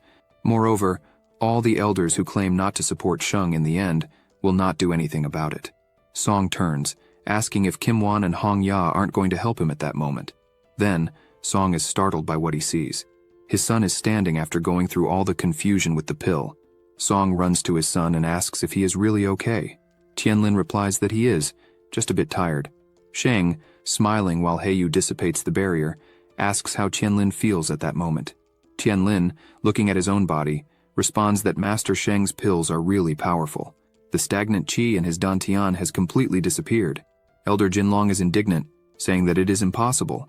After all, even Yuanying level elders can't achieve such a feat, so how could someone at the foundation level do it? Sheng, looking at the elders, explains that it's a spiritual technique, and the patients who cultivated it were at the refined qi stage. To solve this problem, immense qi cultivation strength wasn't needed, but rather a successor who could prescribe the correct medication. Holding the bottle with the pills, Sheng says the true qi condensed by the technique is like a venomous snake trapping a human body. Thus, Sheng just needed to prepare a pill powerful enough to burn the core and bloodstream. Sheng further explains that this is equivalent to burning the dantian's meridians. The pain will be so great that it will make the user pass out, causing the true qi to decrease drastically. However, after that, the problem will be resolved, and with just a little rest, the person will fully recover. Sheng hands the bottle to Song and says this is the explanation he requested earlier. Song receives the bottle with the pills and sincerely thanks Sheng. He also immediately apologizes for his earlier rashness. Sheng, with his eyes closed, says that both sects stand side by side, so Song didn't need to say that. With that, it was proven that the pills are effective. Sheng then asks to please call the other disciples who practice the same demonic technique so they can be cured as well. Tianlin says he will call them immediately, saying this as his father hands him the bottle with the pills. Fang Shu is overjoyed, saying that brother Sheng is amazing, and that she was sure everything would turn out well in the end. Sheng, concerned, hears this and thinks it's not entirely true. After all, this is far from over. An hour has passed and everyone is inside a hall. At this moment, Tianlin comes running in, shouting for Sheng. He says that the disciples who practiced the demonic techniques have all disappeared, and there were hundreds of them. Sheng rises from his chair and asks how this could happen. He looks to the side and wonders if that is really what happened. Sheng starts to think that assassins killed them all and hid any traces before anyone saw. Sheng also thinks that he noticed it quickly, but probably those responsible were even faster. Moreover, Sheng begins to worry, imagining that the situation is heading toward the worst possible scenario. Furious, Sheng imagines that regardless of the sect, something very wrong is happening everywhere. He reflects that in recent days he had Yu's protection, and with that, Sheng tried to uncover the truth of what's been happening. However, everything led to more clues, but never a conclusion. Sheng starts walking and tells Master Yu that he needs to think for a while, so no one should disturb him. Yu says that won't be a problem. Sheng then walks to a place 15 kilometers from the Xuan Shui sect. He imagines that no one will find him there. He then draws his sword, thinking that this time he will be struck by triple the daily tribulations, so the chances of him not making it through are high. His eyes and scar begin to shine brightly. He points his sword upward while a strong blue light shoots toward the sky. A lightning bolt crashes down with full force toward Sheng, causing a strong wind throughout the area. The lightning strikes Sheng's sword directly. He sees it clearly and imagines it's not good. The lightning grows stronger, as if shattering the sword. Sheng begins to be lifted off the ground, despite putting a lot of effort into holding on. He grits his teeth, trying to endure the immense force from the lightning. At this moment, the system notifies him that it is about to invoke the triple daily tribulations. The weather grows increasingly ominous, with multiple lightning bolts striking from the dark clouds. Another bolt of lightning crashes down with full force toward Sheng. Lightning starts striking all around as Sheng holds his sword upward, trying to contain the enormous energy. The sword begins to crack under the immense power of the tribulations. Looking up, Sheng realizes the sword is already fragmenting from the sheer energy. He then closes his eyes and concentrates his power on the mark on his forehead. He raises both hands, recites the 10,000 celestial tribulations from the Sutra of Immortality, and starts shouting loudly. He screams louder and louder as his eye fills with the energy of the tribulation. At this moment, several extremely powerful bolts of lightning hit Sheng directly, causing a massive explosion and creating a crater in the ground. The lightning dissipates, leaving only the open crater. Inside the crater is Sheng, happy to have survived. The damage was so great that most of his clothes were destroyed, and he had several burns on his body. He looks at the system and sees a notification saying he successfully passed the triple daily tribulation and earned 15 tribulation points because of it. Sheng, barely able to stand, thinks that the magic sword was completely destroyed, even though it was of a lower level. He imagines that the power of the daily tribulation is becoming increasingly strong, especially when accumulated. Sheng also thinks that if he hadn't absorbed the powers of the sect's treasure fragments, he probably would have died this time. He already knows that in the future, he must not let the tribulations accumulate again unless it is absolutely necessary and there is no other option. Sheng starts walking away, with his clothes already restored, and realizes that despite being 15 kilometers from the Xuan Shui sect, the noise he caused was extremely loud, so he needs to be more careful and can't stay there for long. Dawn arrives. Sheng is meditating at this moment. He opens his eyes and says he didn't realize it was already morning and that apparently his wounds are healed. He then decides to open the system and begins to think about where to distribute the points he earned from the triple tribulation. He starts distributing his points while thinking that after all he went through, he is just one step away from the third layer of the foundation stage. This is a huge increase, considering it would have taken years of hard work, but he almost couldn't withstand the power of the daily tribulation this time. Sheng closes his eyes and thinks that the first part of his mission was resolved without many problems. However, the next stage will not be as simple as it appears. Sheng starts walking down the mountains and imagines that the Xuan Shui sect is also an immortal cultivation sect, so the death of some low-ranked disciples is not a major concern. Moreover, if the Hades sect is really involved, it becomes a bit more worrisome since it goes beyond Sheng's abilities as a foundation stage master. Sheng thinks that at first, he imagined Jiang didn't trust his abilities, sending Heyu to accompany him, but he feels that something very strange is happening since it can't be such a coincidence. Sheng crosses his arms, thinking that the techniques seem very much like those of the Hades sect. It's a very subtle move. He thinks about the corpse puppets, the flawed martial arts, and the possible traitor. Sheng continues his path, still deep in thought, saying that something is wrong, and he has a bad feeling. He also says he needs to solve the Xuan Shui sect's problem as quickly as possible so he can return and improve his strength. At that moment, Sheng notices something moving near him. He hides near a tree and sees someone flying very low and fast. Sheng watches from his hiding spot and wonders who that person is and why they are flying so low in the middle of nowhere. Sheng takes a good look at the person and notes that their appearance is very suspicious, and they are wearing a mask. He wonders if it is someone from the Hades sect. Sheng thinks that his own strength isn't that high since he is only at the foundation stage, but he needs to follow that person to discover what is happening. The flying person arrives in front of a huge gate. Sheng observes while staying hidden. The person recites a spell, and the gate opens. The hooded person enters the giant door, and it immediately closes. Sheng looks at the door and wonders how there can be a hidden place in such an isolated location. He starts walking towards the huge door, wondering who that person could be. He approaches the door and begins to use his power on it. He recites the powerful secret method of tribulation and refinement, and with his immense power, he completely destroys the giant stone door. Inside, there are two people talking. One of them says to his brother that this time it's his fault since he didn't expect the puppet, which is of the 5th layer of the foundation stage, to be defeated so easily by the lightning boy. The other person says it doesn't matter. After all, it was just an experiment and wasn't good enough for practical use. Not at least as good as if it were a true demon.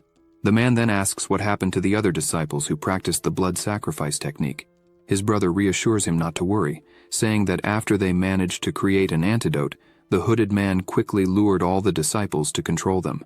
Sheng stays hidden, observing their conversation, and wonders what this blood sacrifice technique is, and if it is that demonic technique.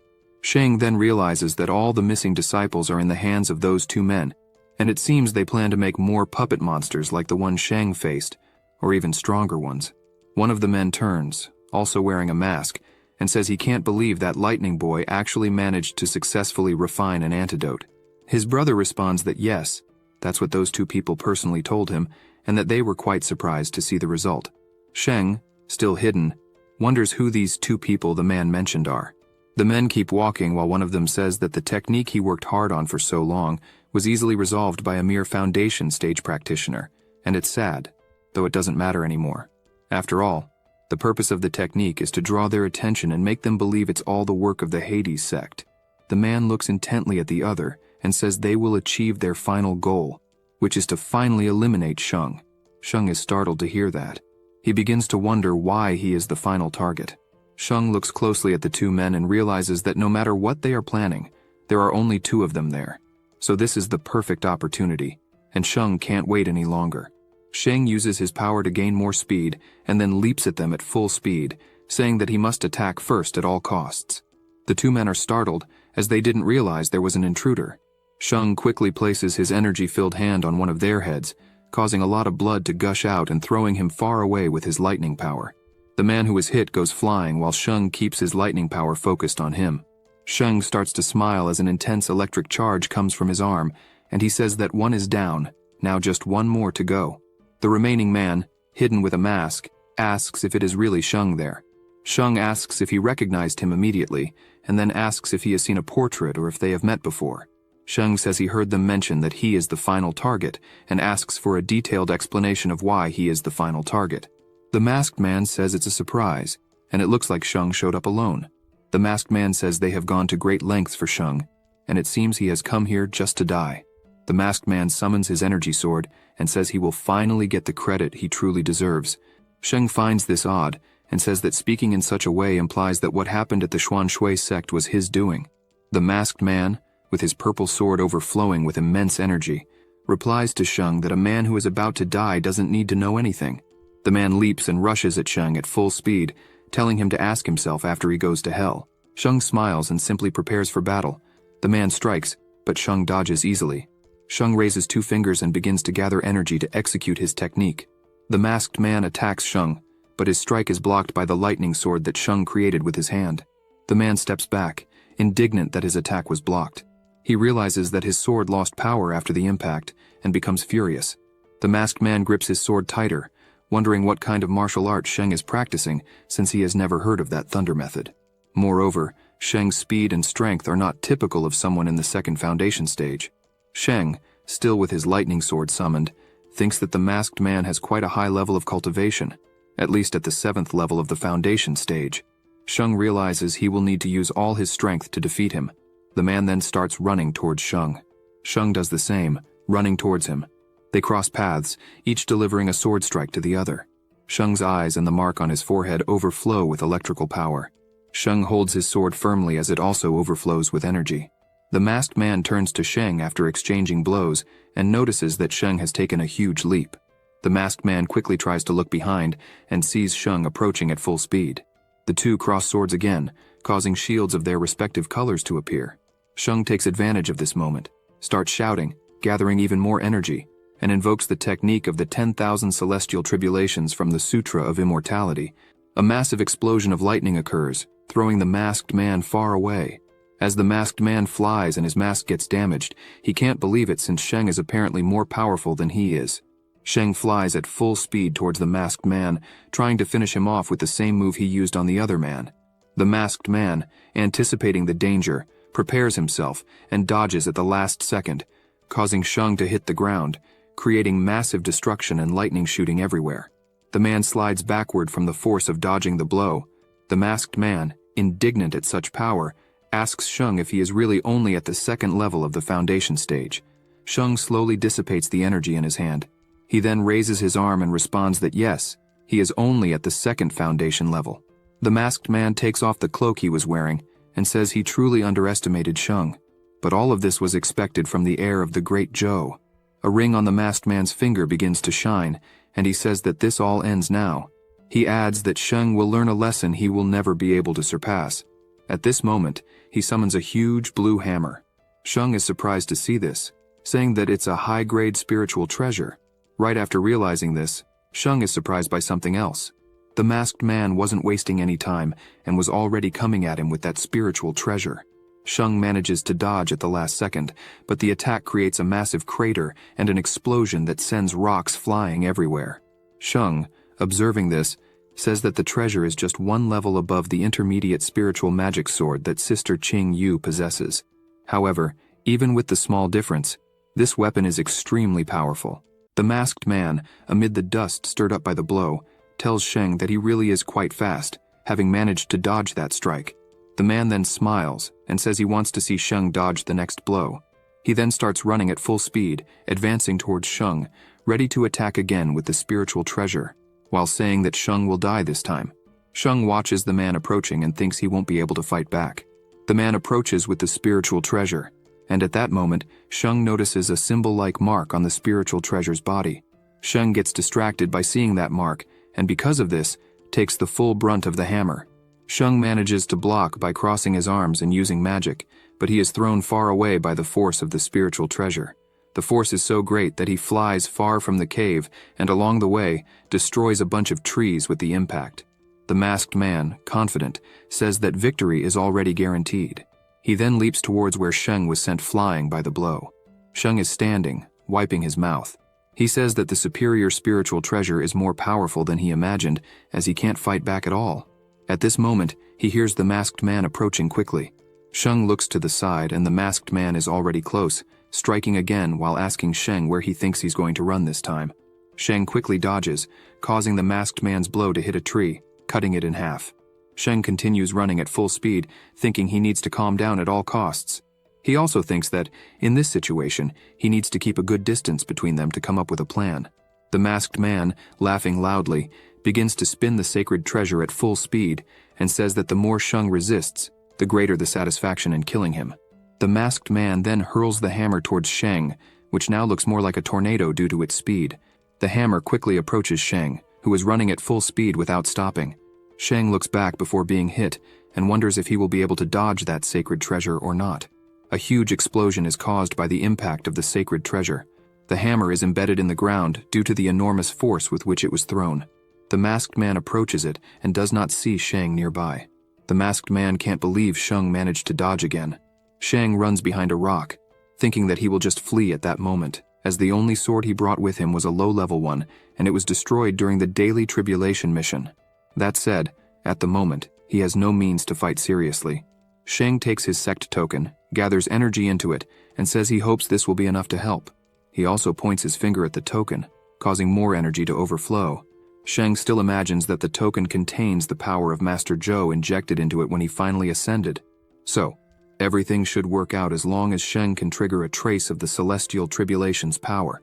The masked man approaches, strikes the sacred treasure on the ground near where Sheng was hiding, and shouts, saying, "There is nowhere to hide and it's not even possible to escape him."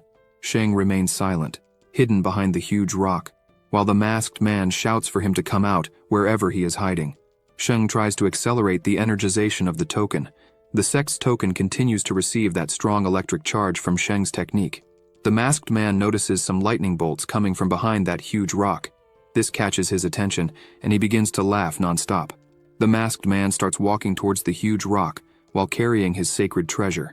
He still taunts, saying that he finally found him. Sheng starts sweating, worried if he will have enough time to gather energy into that token. The sacred treasure, so heavy, is dragged along the ground as the masked man tells Sheng not to resist unnecessarily. Sheng remains focused on energizing the sect token. The man gets closer and closer to the rock, still taunting, saying that today Sheng will not escape death no matter what. Sheng grits his teeth, thinking he needs to finish this urgently. The sect token begins to overflow with enormous energy after being electrified for so long. At this moment, a light appears in the dark sky, and a lightning bolt descends with all its force, striking the forest. The powerful lightning from the sky hits exactly where Sheng was hiding. The masked man watches that strong electric discharge falling behind the rock he was approaching. He is startled by this, asking what the hell is going on. The electric discharge from the sky becomes stronger, completely shattering the huge rock that was in the way. At this moment, Sheng emerges, still being hit by the strong electric discharge from the sky. With his eyes glowing, Sheng says that now the one who won't escape is the masked man. The masked man looks up, asking what kind of martial art that is. He notices that lightning continues to appear everywhere in the sky, and says that all of this surprisingly came accompanied by a celestial and terrestrial phenomenon. The masked man points a finger at Sheng and says that all of this is impossible. There's no way Sheng could have such spiritual power being only at the second-level foundation, so it must be a trick. Sheng, with his body completely energized, smiles and says it's not a trick. After all, the masked man will soon find out. The masked man says Sheng is a very strange child, and it seems it's not safe to prolong this fight any longer. He becomes more serious and tells Sheng how he dares to speak so arrogantly when he's so close to death.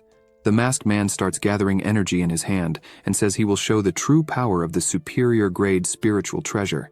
He then raises 2 fingers of the hand overflowing with energy and says, "Dragon Hammer, rise."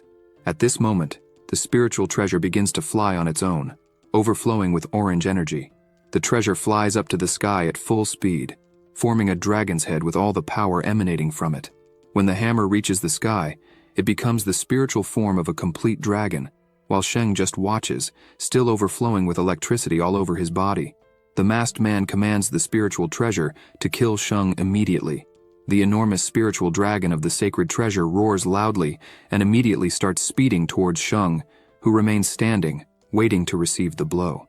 The sacred dragon-shaped treasure gets closer and closer to Sheng, ready to kill him. Sheng remains calm, while his power strongly radiates from his eyes. The dragon-shaped sacred treasure is about to hit Sheng, but at that moment, a powerful lightning bolt descends from the sky towards the dragon. The enormous lightning bolt hits the spiritual dragon head-on, cutting it in half while Sheng just stands there, watching. A crater is formed in front of Sheng due to the powerful lightning. In front of the crater lies the fallen hammer, having lost its strength with the spiritual dragon destroyed. The masked man is in shock, looking at his hammer on the ground and saying how that was even possible. Sheng begins to walk slowly towards the masked man, his body overflowing with energy, electricity bursting in all directions. Sheng simply says that nothing is impossible in this world, especially coming from him. The masked man decides to flee, saying that this time Sheng got lucky, but when they meet again, it will be different. He speeds away, but a huge lightning bolt strikes down towards him. The powerful lightning bolt hits him directly, creating another crater in the ground, and the bolt is enormous. Smoke starts to rise from the impact site of the lightning. At that spot lies the masked man, fallen on the ground. The blow from the lightning was very strong. At that moment, the masked man couldn't believe how he lost that fight. Disbelieving, he simply asks Sheng where all that power came from. Sheng, face to face with the masked man, asks how he thinks Master Zhou managed to ascend. The masked man, bleeding from all over, says he can't believe Sheng did that with the celestial tribulation. Sheng just bids farewell, saying that now it's all over, as he gathers power in his fingers. He then finishes off the enemy, while several birds fly away. At that moment, in another place, Hong Ya is meditating inside a hall. Suddenly something breaks in front of him. He is startled by the noise that came out of nowhere. Hong Ya looks ahead and asks what is happening and why the destiny tokens of Zhang He were broken. He starts to think, imagining that very few people in the entire Xuan Shui sect would be capable of killing them. So this is a very serious matter. Hong Ya figures it couldn't be Leader Song, as he wouldn't have any reason to do so. It also couldn't be Du Ping, as he is a loyal dog of Leader Song. Hong Ya thinks a bit more and wonders if it was He Yu. Hong Ya starts to consider this possibility, but based on what he had observed until that moment, He Yu wouldn't act for personal reasons.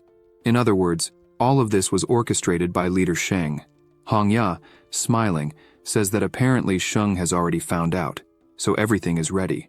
Now when Sheng finally dies, the promise to that person will be fulfilled, and then it will be time to inform the Xuan Shui sect that he, Hong Ya, will be the new leader. At that moment, Sheng is sitting, concentrating energy throughout his body after that difficult fight. He starts to spit blood on the ground as it was a tough battle. Sheng places his hand on his chest and thinks that it was more difficult than he imagined to invoke the celestial tribulation that remained in the token, especially doing so with what was left of his cultivation. To make matters worse, the token is no longer valid, not to mention the celestial tribulation. The grand formation of the celestial sect can no longer be activated. Sheng extends his arm and summons the spiritual treasure he won after the fight, saying that he has almost fully recovered and is ready for action. Sheng holds that hammer firmly and says that the superior spiritual treasure is extremely powerful. Sheng looks at the masked man on the ground and says it is finally time to see who that person is. He then approaches the mask and removes it. As he takes it off, he can't believe who the masked person is. He is surprised to see that it is Zhang He, the strongest disciple of leader Song. Sheng asks if Song is behind all this because, if so, his mind is truly deep. Sheng takes a deep breath and puts his hand to his head, thinking that everything is becoming more complicated. Sheng notices a ring on Zhang He's body. He decides to take this storage ring to see if there is anything else inside. He activates the ring and notices that there is an envelope inside. Sheng decides to see what it is and finds that besides some cultivation items, there is only that letter inside the ring. Sheng reads the content of the letter and is shocked by what he reads. He gets nervous, saying he can't believe that person is responsible for all this and is frustrated for not having thought of it earlier. Sheng, still looking at the body on the ground, decides to burn the letter. The letter flies away, burning little by little. Night falls, and at Sheng's residence, he decides to leave in the middle of the night wearing a coat and hood. He closes the door of his residence and runs at full speed. He jumps over the wall and follows his path. In the next room, Heiyu is meditating. He notices a strange noise outside. He begins to think if that noise is from leader Sheng and why he decided to leave so late. Heiyu decides to go back to meditating, saying he'll just let him go. In another place, Sheng appears jumping off a house. He starts walking towards a door. As he approaches, he pulls his coat down a bit and says that success or failure will depend on the next day. He still intimidates, saying they will need much more determination if they want to kill him. The next day arrives. Someone slams a cup on the table. It was Leader Song, demanding explanations from Sheng. Sheng continues drinking tea while Heiyu stands beside him. Fang Shu points his finger at Leader Song, calling him a foolish old man. After all, everyone is there to help, and he's making accusations against the group. Qing Yu also gets irritated, saying that Song's sect lost more than 100 disciples in a short time, and they've been quite understanding. But after all this, doesn't he think he's being very rude? Qing Yu asked. Fang Shu starts shouting that it's true, Sister Qing Yu is right. Duping and Hong Ya exchange glances at that moment. Duping says there are things he would rather not comment on, but since everyone is saying whatever they want, he will say a few words. He changes his expression and tells Patriarch Sheng that it's been a while since the group arrived at the Xuan Shui sect to investigate the violent death of a disciple. Since then, there has been no progress in the investigation, and more disciples have started disappearing.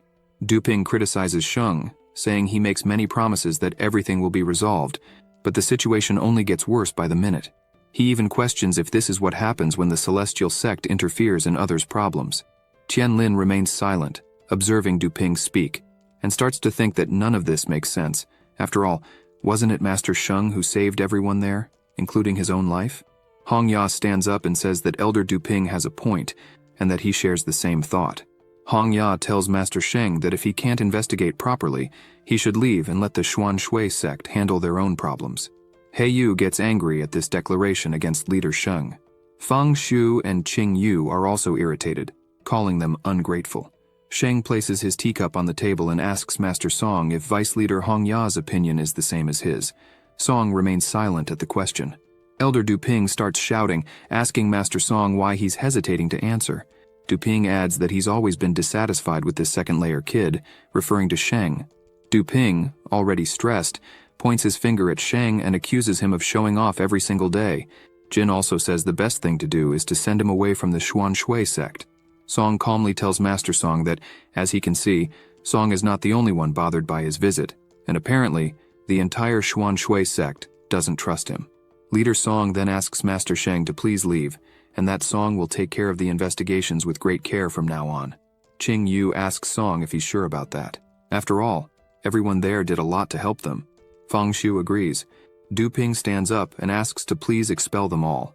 After all, what's the point of everyone staying there despite that rejection? Fang Shu and Qing Yu look at Sheng and ask him to say something since he's just been sitting there listening. Sheng then starts clapping, saying that's fine. Sheng gets serious and tells Song to remember everything he said that day, and hopes he doesn't regret it later. Sheng asks everyone to follow him out. His group begins to follow him out of the hall. Tianlin runs to his father and asks if he's sure he wants to send Master Sheng away. He also says he hopes he doesn't regret it later. Song, with a serious look, asks if he intends to continue causing problems for the sect. Tianlin, feeling embarrassed, says he doesn't want to do that. Song, with his arms crossed behind his back, says that's all for today. He also orders Hong Ya, Jinlong, and Duping to speed up their investigations regarding the disciples' disappearances. All three stand up and say they will do so immediately. Hong Ya is pleased that his plan is proceeding smoothly. The sky is clear at that moment. Fang Shu is happy that they will finally be able to fly in the chairs again. Sheng responds that they will not. They will walk to take a break. Fang Xiu, puzzled, asks, "What do you mean, take a break?" They cross the sect gate. They continue on their way, as the day is nice for a walk. While walking, Qing Yu asks if they are really leaving and abandoning the Xuan Shui sect's problem as it is. Fang Shu agrees and even imagines that the sect brothers must be laughing now. Sheng simply responds not to rush, that the show is just beginning. Fang Shu asks Qing Yu what Brother Sheng meant by that. Qing Yu responds that she has no idea. He Yu also ponders, wondering why Leader Sheng plans to leave on foot slowly instead of flying with the winged beast. After all, what does he expect to happen?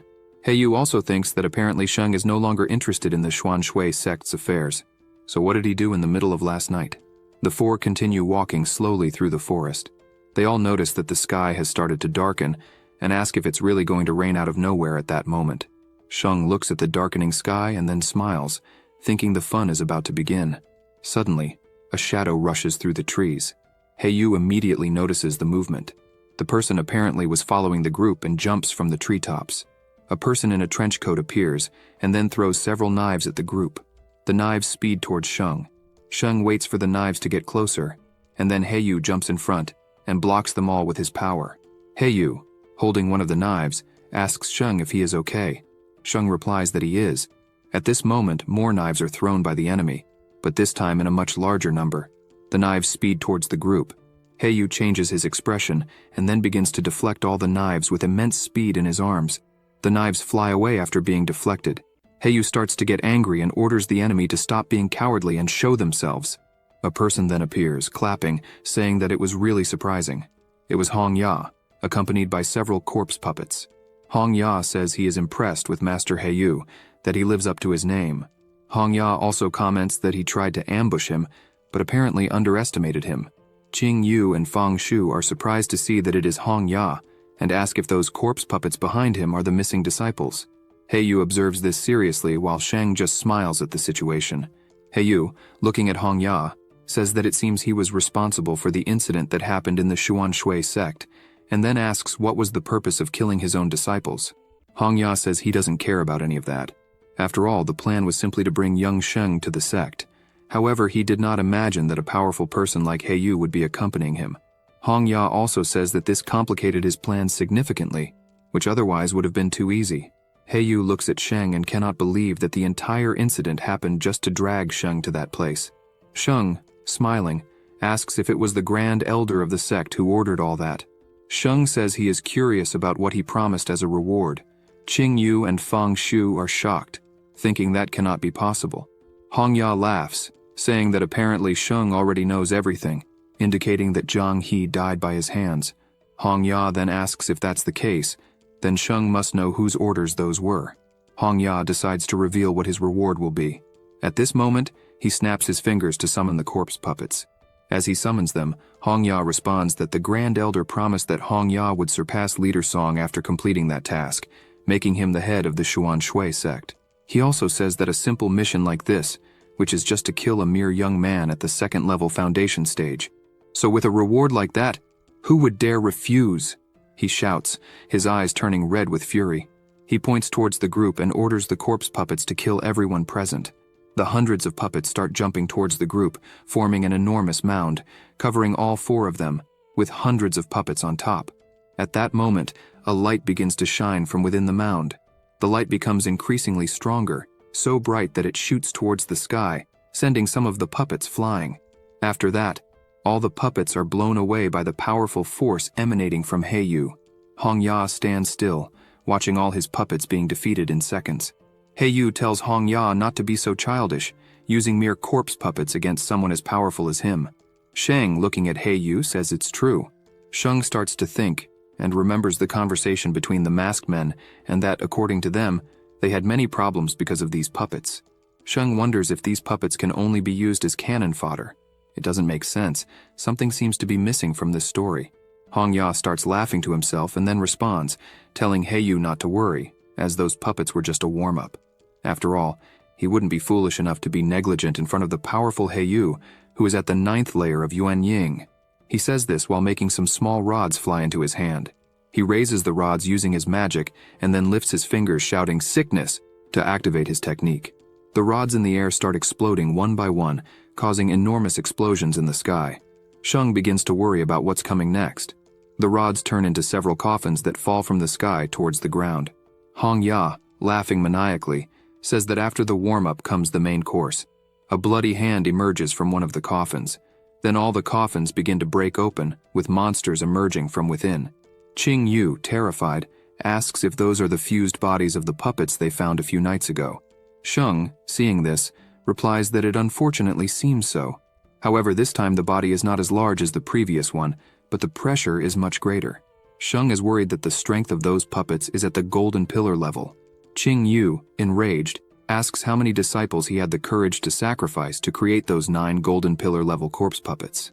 Hong Ya smiles and says it wasn't much, only about 3,000 disciples at the 4th foundation stage.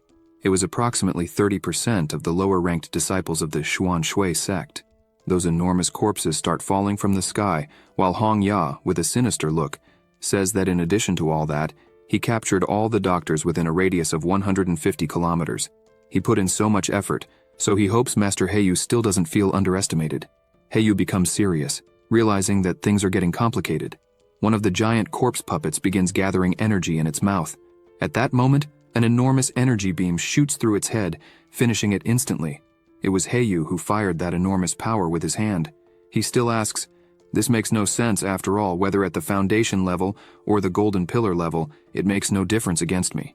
At that moment, Heyu takes a huge leap, and from above he summons an axe, saying that those actions were too evil. The axe then increases in size as Heyu invokes his intermediate magic, a terrestrial-level treasure, the annihilating weapon. Heyu looks at Hong Ya and those corpses and says that all of this is very annoying. A beam of fire is caused in the sky with such speed by the treasure summoned by Heyu. A huge explosion ensues, reaching the size of an enormous mountain. Sheng, Qing Yu, and Fang Shu protect themselves from the wind caused by the explosion, as it even manages to blow away the surrounding trees. Hong Ya, smiling, leaps back after the explosion. The axe is embedded in the ground, the crater caused by the blow melting from the sheer power. Heyu uses his power to bring his spiritual treasure closer and taunts Hong Ya, saying those useless corpse puppets have already turned to ashes, so it's all useless. Heyu adds that if Hong Ya has any tricks left up his sleeve, he should use them once and for all. Hong Ya, smiling and raising 2 fingers, says that whether it's useless or not, Heyu will soon find out. At that moment, some fragments on the ground begin to emit pink smoke. This smoke starts rising from all corners of the crater, probably coming from the defeated corpses. Heyu quickly notices this and becomes worried. The smoke begins to ascend towards the sky, forming a kind of barrier above Heyu. Qing Yu, not understanding anything, shouts to ask what is happening. Sheng, concerned, says that it is the formation of the Dark Death Seal. Qing Yu asks what the hell that formation is. Sheng replies that he saw it in a celestial sect book. It's basically a demonic path array. This technique is not lethal, but has the ability to trap enemies, and is extremely powerful. Among cultivators of the same level, it's practically impossible to escape from it. Sheng, worried about the situation, starts to think that if Heyu can't escape from that, they can only hope another team arrives as soon as possible. Hong Ya, still flying above the barrier, laughs loudly and says Sheng indeed has sharp eyes. The corpse puppets were just a distraction. That barrier was the main course Hong Ya had prepared for them.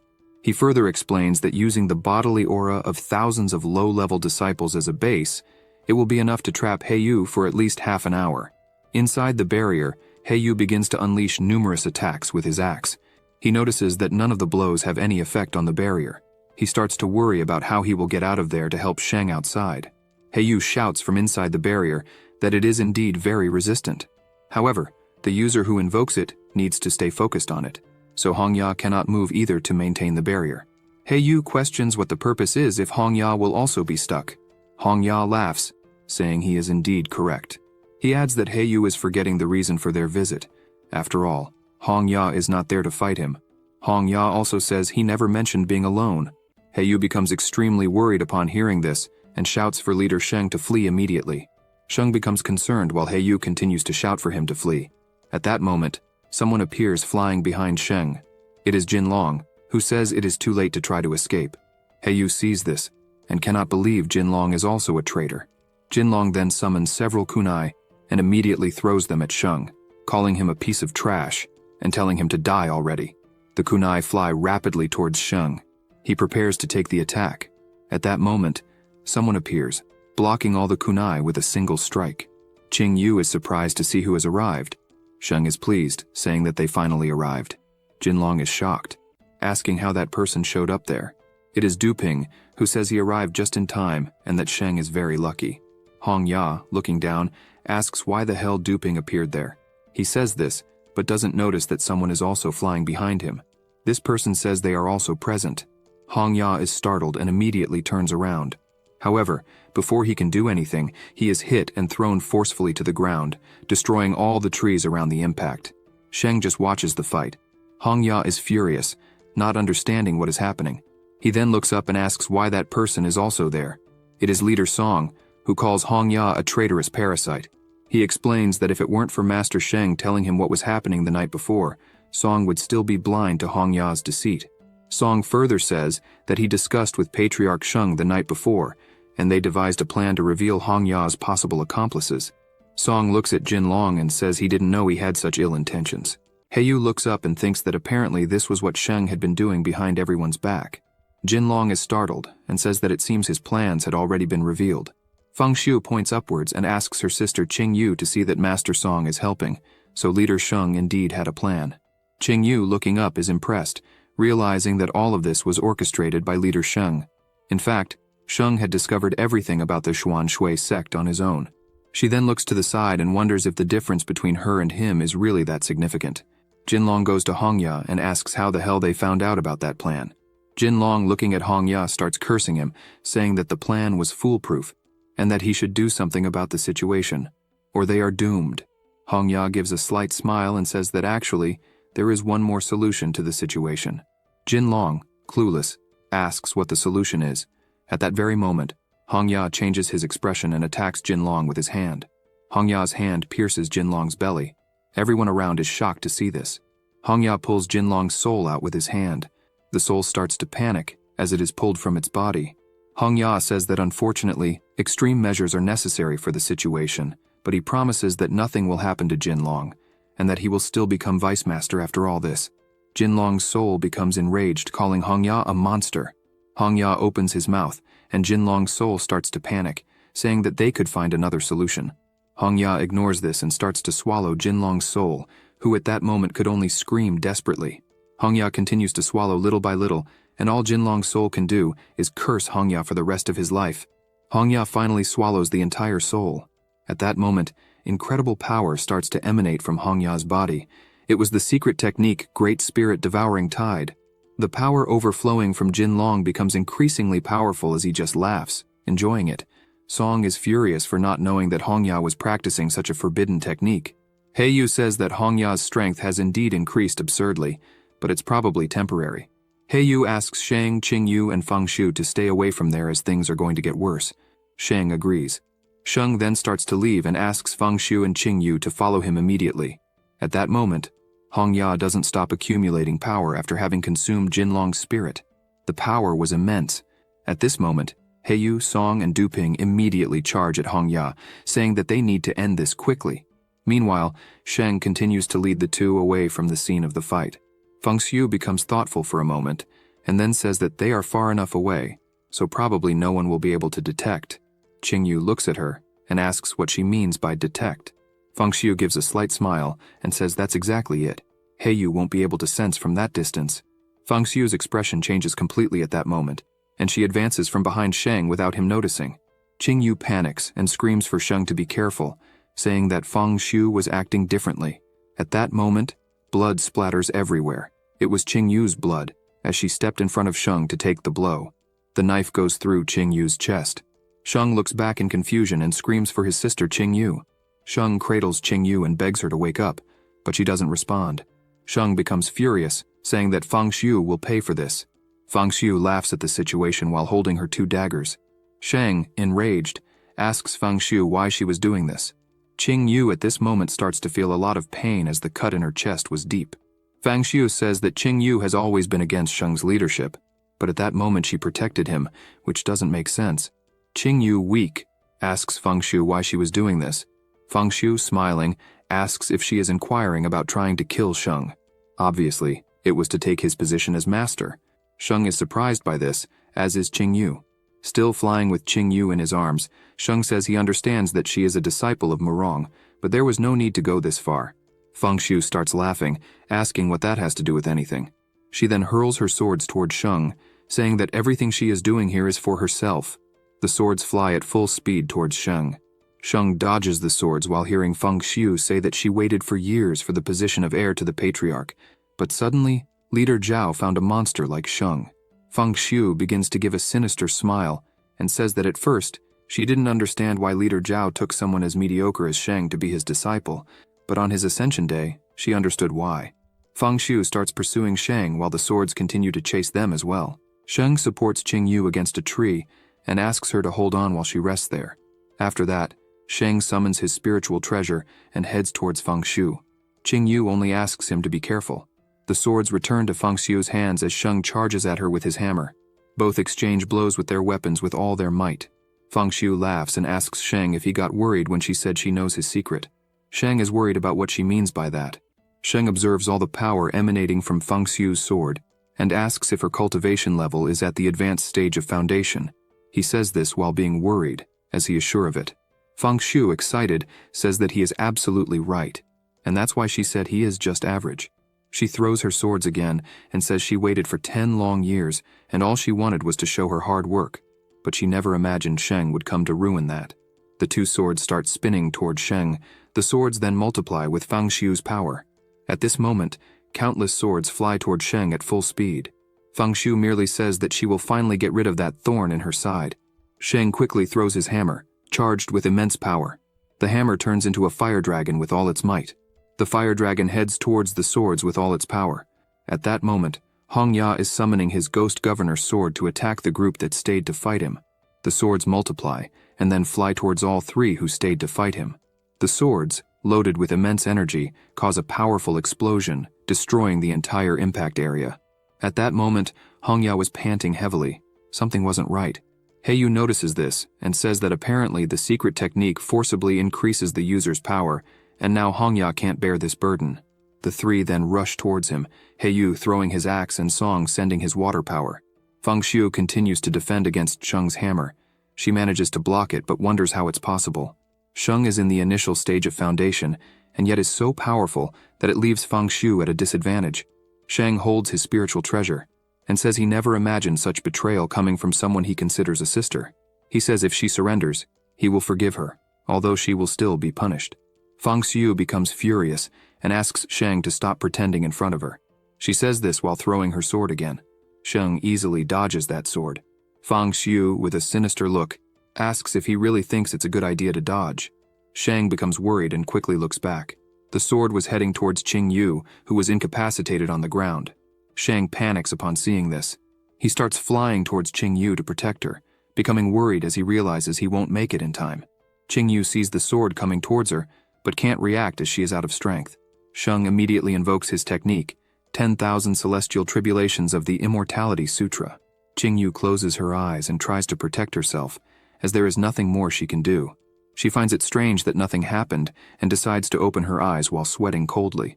She notices that Sheng is in front of her with his hand bleeding because he held the sword to prevent Qing Yu from being hit. Qing Yu looks at Sheng and says he didn't need to hurt himself like that. Sheng smiles and asks her not to worry, as he is fine. Qing Yu immediately panics and screams for Sheng to look behind him. Sheng doesn't notice in time and is stabbed in the back by Feng Shu. He is taken aback by the blow. Sheng looks down and sees the sword piercing his chest. Feng Shu immediately pulls out the sword, causing Sheng to fall to the ground while Qing Yu screams for him. Feng Shu, looking at the blood-covered sword, lets out a diabolical laugh and says that Sheng is pathetic for wanting to save someone else, and now both of them will die. Sheng, already on the ground and bleeding heavily, tells Feng Shu that he never imagined she could be so despicable.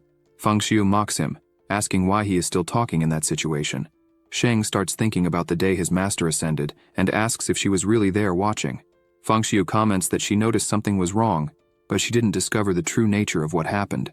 Feng Shu, still with her foot on Sheng, says she didn't tell anyone because if Murong knew about it, She would have to die protecting Sheng, and that would be bad for her. She then laughs and prepares to finally kill Sheng. However, something comes towards her. Feng Shu then notices something moving at full speed towards her. She looks from a distance without understanding what is happening. Blood splatters at that moment, and Feng Shu is thrown far away due to that powerful force. At that moment, Sheng and Qing Yu remain on the ground since both were injured, and then the person responsible for the power arrives. It is Hongya, looking exhausted. He orders Sheng to come with him. Sheng, still weak, asks what he is doing there. Hongya quickly grabs Sheng's arm and orders him to get up. Qing Yu can only scream, asking them to let Sheng go. Hongya looks worried as he glances back, seeing He Yu, Song and Du Ping flying quickly towards him. Without wasting time, Hongya starts flying, holding Sheng by the arm. At this moment, the three reach Qing Yu. Qing Yu screams to Master He Yu that Sheng was taken by Hongya. Song approaches Qing Yu, lamenting that they let Hongya escape like that. He Yu keeps looking to the side. He sees Feng Shu lying on the ground. He Yu states that it is his duty to protect Sheng, so he will go alone to find him. He only asks Song and Du Ping to protect Sheng's disciples. Du Ping disagrees, saying that Hongya is also a traitor to the sect, so they want to kill him too. He Yu doesn't waste time arguing and quickly flies away. Du Ping becomes furious, saying that He Yu is very arrogant. Song kneels and asks Qing Yu if she is okay. Qing Yu only groans in pain. Night then falls, and He Yu continues flying quickly, looking for Sheng and Hongya. Hongya keeps flying at full speed, carrying Sheng by the hand. He thinks he has hidden his presence and changed direction, so he must have shaken everyone off for a while. Hongya looks at Sheng and says he doesn't understand what happened, but it seems he won't survive. Hongya thinks he needs to find a place for both of them to recover. He then quickly heads to another location. Upon arriving at the place, Hongya meditates while Sheng lies resting. Sheng finally starts to wake up, and Hongya asks if he has finally woken up. Sheng is startled to see that Hongya is there with him. Hongya informs Sheng that he gave him a blood potion, so the wounds will soon be healed. However, if he tries to escape, Hongya doesn't mind bringing a corpse to Murong. Sheng begins to imagine that he worked secretly with Song to eliminate him, but in his current situation, he will probably end up dead. Hongya continues with his deep meditation, concentrating intensely until he remembers some memories. Hongya is happy, telling his master that he has finally reached the foundation stage. His master congratulates him for this, as he accomplished such a feat before turning 20. He also comments that Hongya will probably become his successor in the future. The master turns to Song and mentions that he needs to follow in Hongya's footsteps to be as good as him. Song says he will do so. Hongya is happy at that moment for being stronger. Hongya remembers his first competition in the Great Sect, where he was the champion. He celebrates, as because of that he was considered the strongest there. Song stood defeated at that moment, and all Hongya thought was that he should keep working hard. Hongya and Song stood before their master. Hongya imagines that he definitely deserves to be named the successor. However, his master names Song as the successor. Hongya can't believe it. Song is outraged by this, feeling that his efforts lost to another person's natural talent. Hongya, while meditating, thinks that it was very unfair to him. He can't agree with what happened in the past. Hongya stops meditating and looks at Sheng, imagining that now he has a new chance to take what belongs to him. Hongya starts to get up, thinking that all he needs to do is bring Sheng's corpse to Murong. At this moment, a giant beast appears flying above them. The two are startled as they look up and see the enormous bird. A person is on the head of that giant beast. Hongya is shocked to see this, and says that apparently there is a demonic beast cultivator, comparable to a Yuan Ying cultivator. Sheng, also surprised, says that someone is on top of the beast. They notice that there is a woman on top of the beast. The woman, looking down, asks if he is the leader of the celestial sect. She says this while looking at Sheng.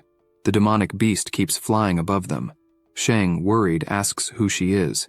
The woman extends her hand while invoking energy and says for him to come with her, and then he can ask whatever he wants. At this moment, Sheng starts to float, being pulled by the woman's ability. Hongya doesn't understand what's happening. He just grabs Sheng's arm, not letting him be taken away.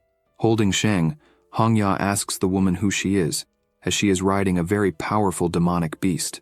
Hongya says that regardless of who she is, the person she is taking is the patriarch of the celestial sect. The woman immediately uses her ability again. This time the ability hits Hongya. He becomes furious, as he can't move at all. The woman pulls Sheng up onto the demonic beast and asks him to be good, and she will explain the situation on the way. Sheng, worried, asks where they are going. She replies that they are going to the northern Vermilion domain. Both fly away with the demonic beast while Hongya is left behind. The power holding Hongya finally dissipates, and he can move again.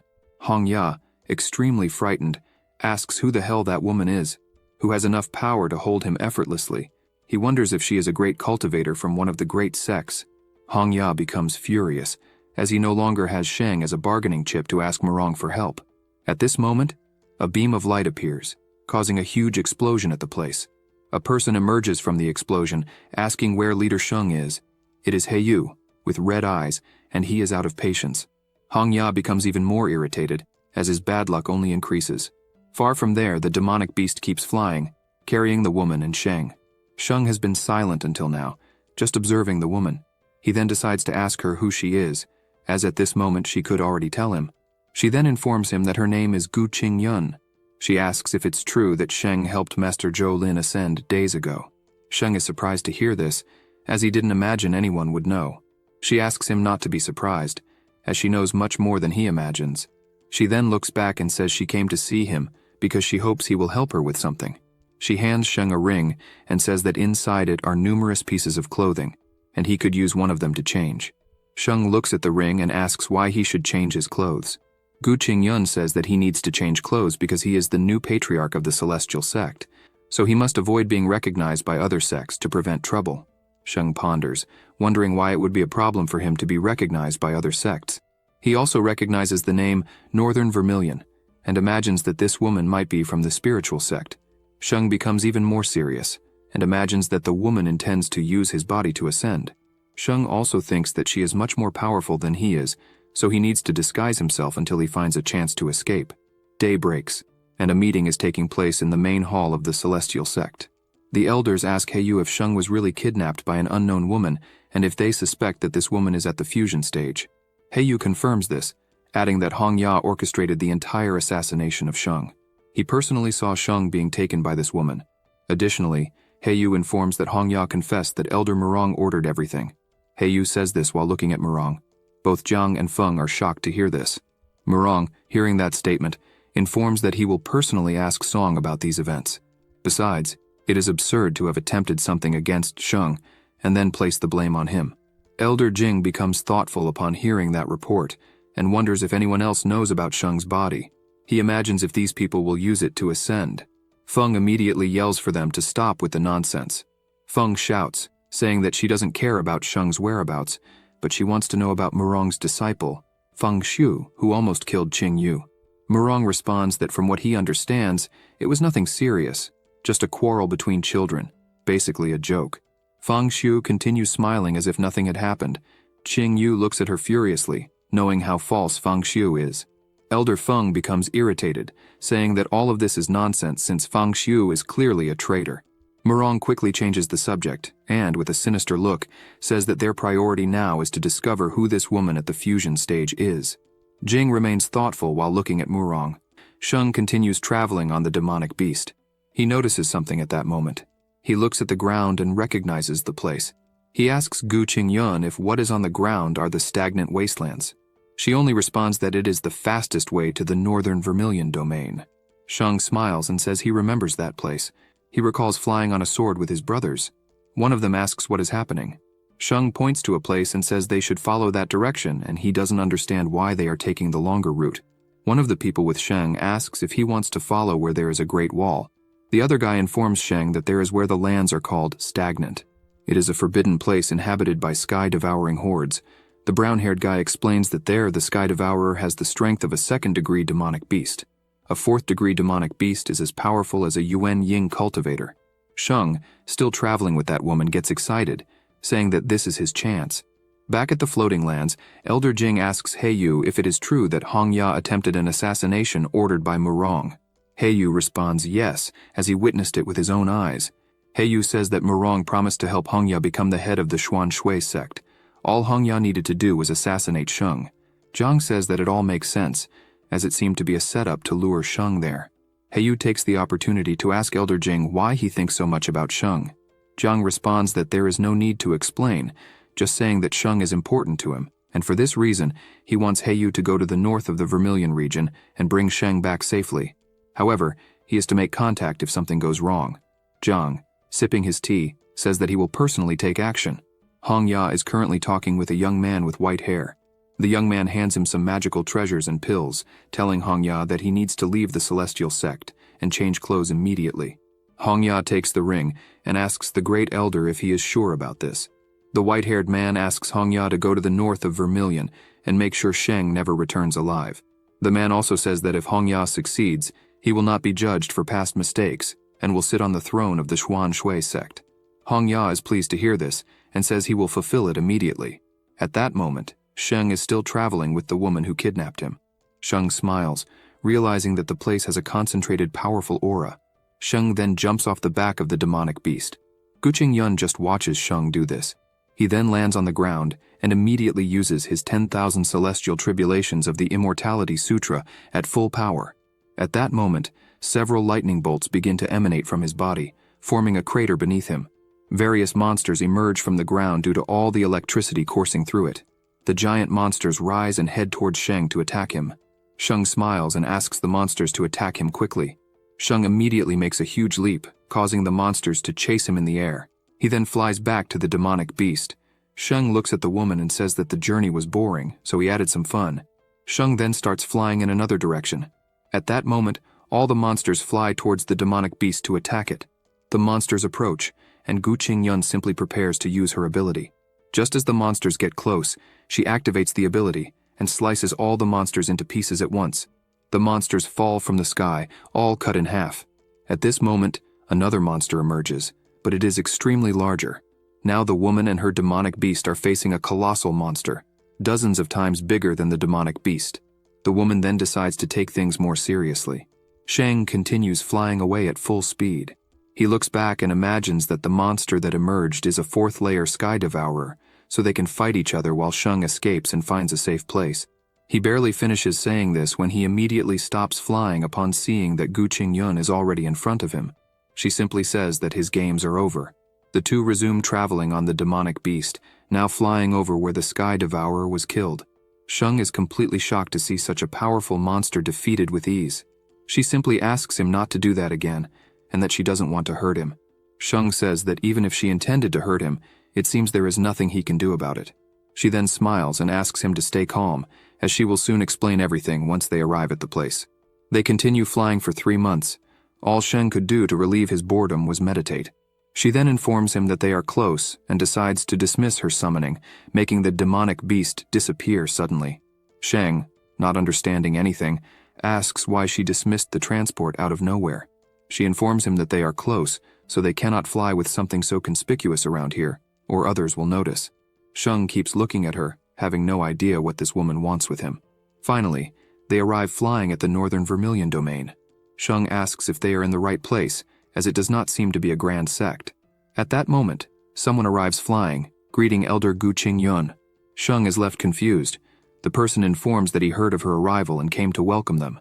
He also informs that the sect leader and the elders are waiting for her to discuss the tournament. Some time passes, and tea is prepared for everyone. They enter a hall in the presence of the sect leader. Sheng stands next to Guqing Yun.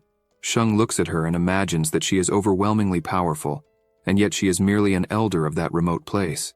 Ming Wan, the leader of the Fallen Cloud sect, announces that Elder Guqing Yun has finally returned, so they can proceed with the preparations for the joint sects tournament.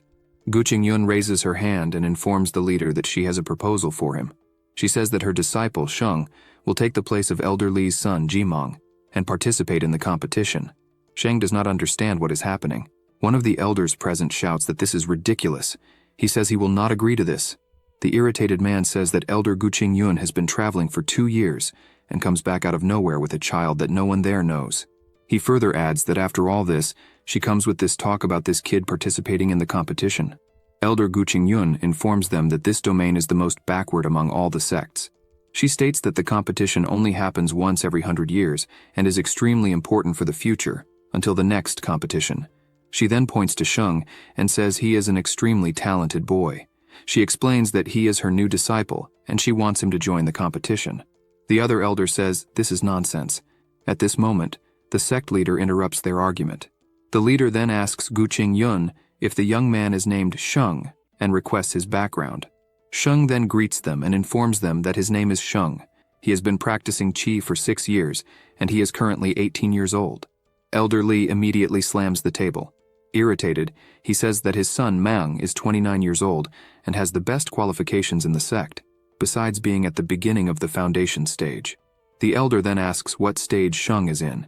He barely asks, and immediately senses Sheng's stage using his power. Sheng then responds that he is already at the true cultivation of the foundation stage. The elder is surprised that someone at 18 years old has already established their foundation.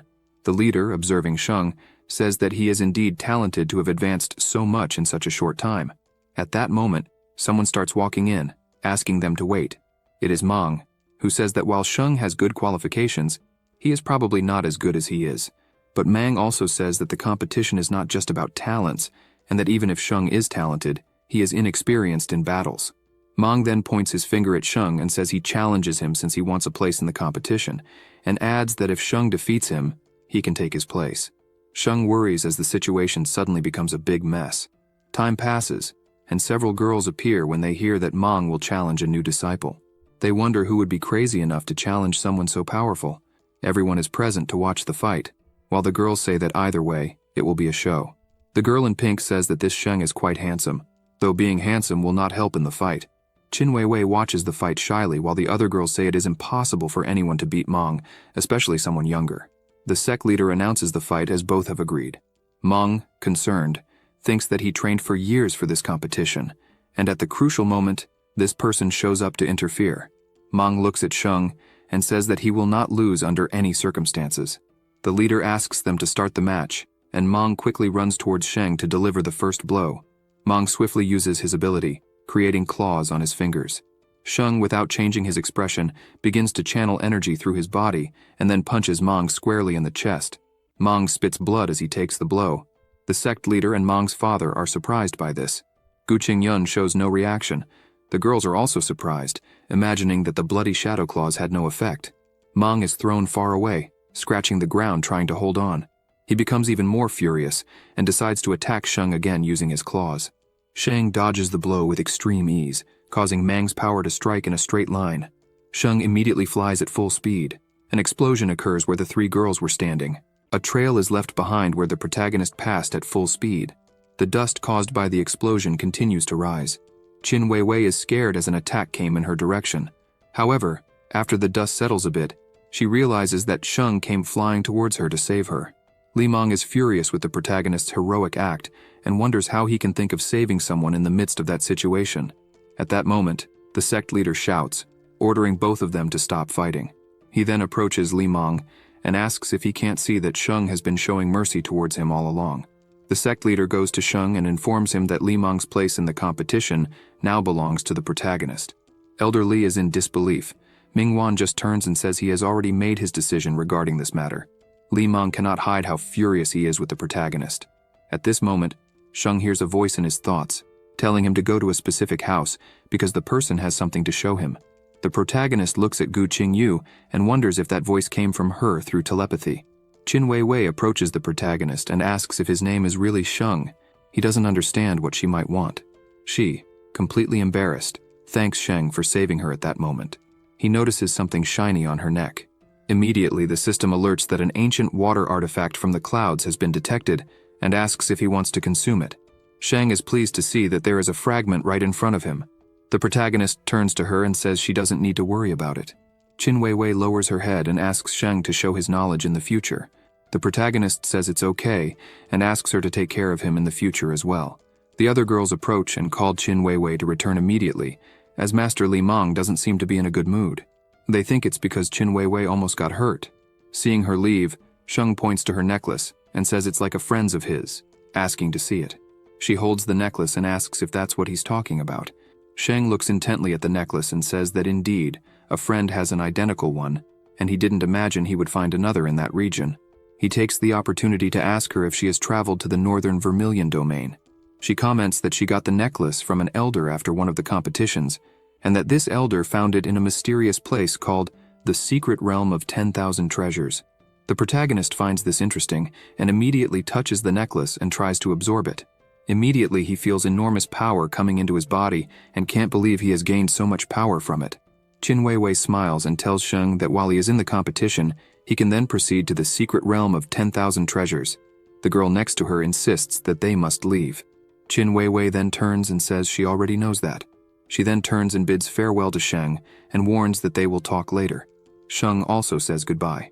After that, he crosses his arms, thoughtfully imagining this secret realm of 10,000 treasures. Sheng then moves away from the place, 1,000 miles from the falling cloud sect. He is with Gu Qingyu. She says that in recent months, Sheng has brought storms every 7 days, and still comments that she didn't imagine the body of 10,000 tribulations had such a powerful effect. He thinks it was only like that because he can only store them for up to 7 days. She looks at the protagonist and comments that since he can easily summon thunder, it became easier to ask what she would request. Sheng sits down and asks her what she really wants for having traveled so many kilometers just to find him. She responds that she wants the protagonist to go to the secret realm of 10,000 treasures and decipher the core formation. Sheng is confused and asks what this core formation is. She comments that in that area, it is not rich in spiritual energy, but nearby there are very strong cultivation sects. She says that this was only possible because the practitioners were close to the secret realm of 10,000 treasures. She explains that this secret realm is rich in resources and abundant in spiritual energy. Gu Qingyu says that this realm will instantly kill any cultivator who tries to approach, but they discovered that the place weakens every 100 years. She turns to Sheng and further explains that any cultivator below the golden pill would not be able to enter. Thus, the 4 sects agreed that every 100 years they would choose a disciple under 30 years old to participate in the tournament. She explains that the top 30 will be able to enter this secret treasure realm to train for a year.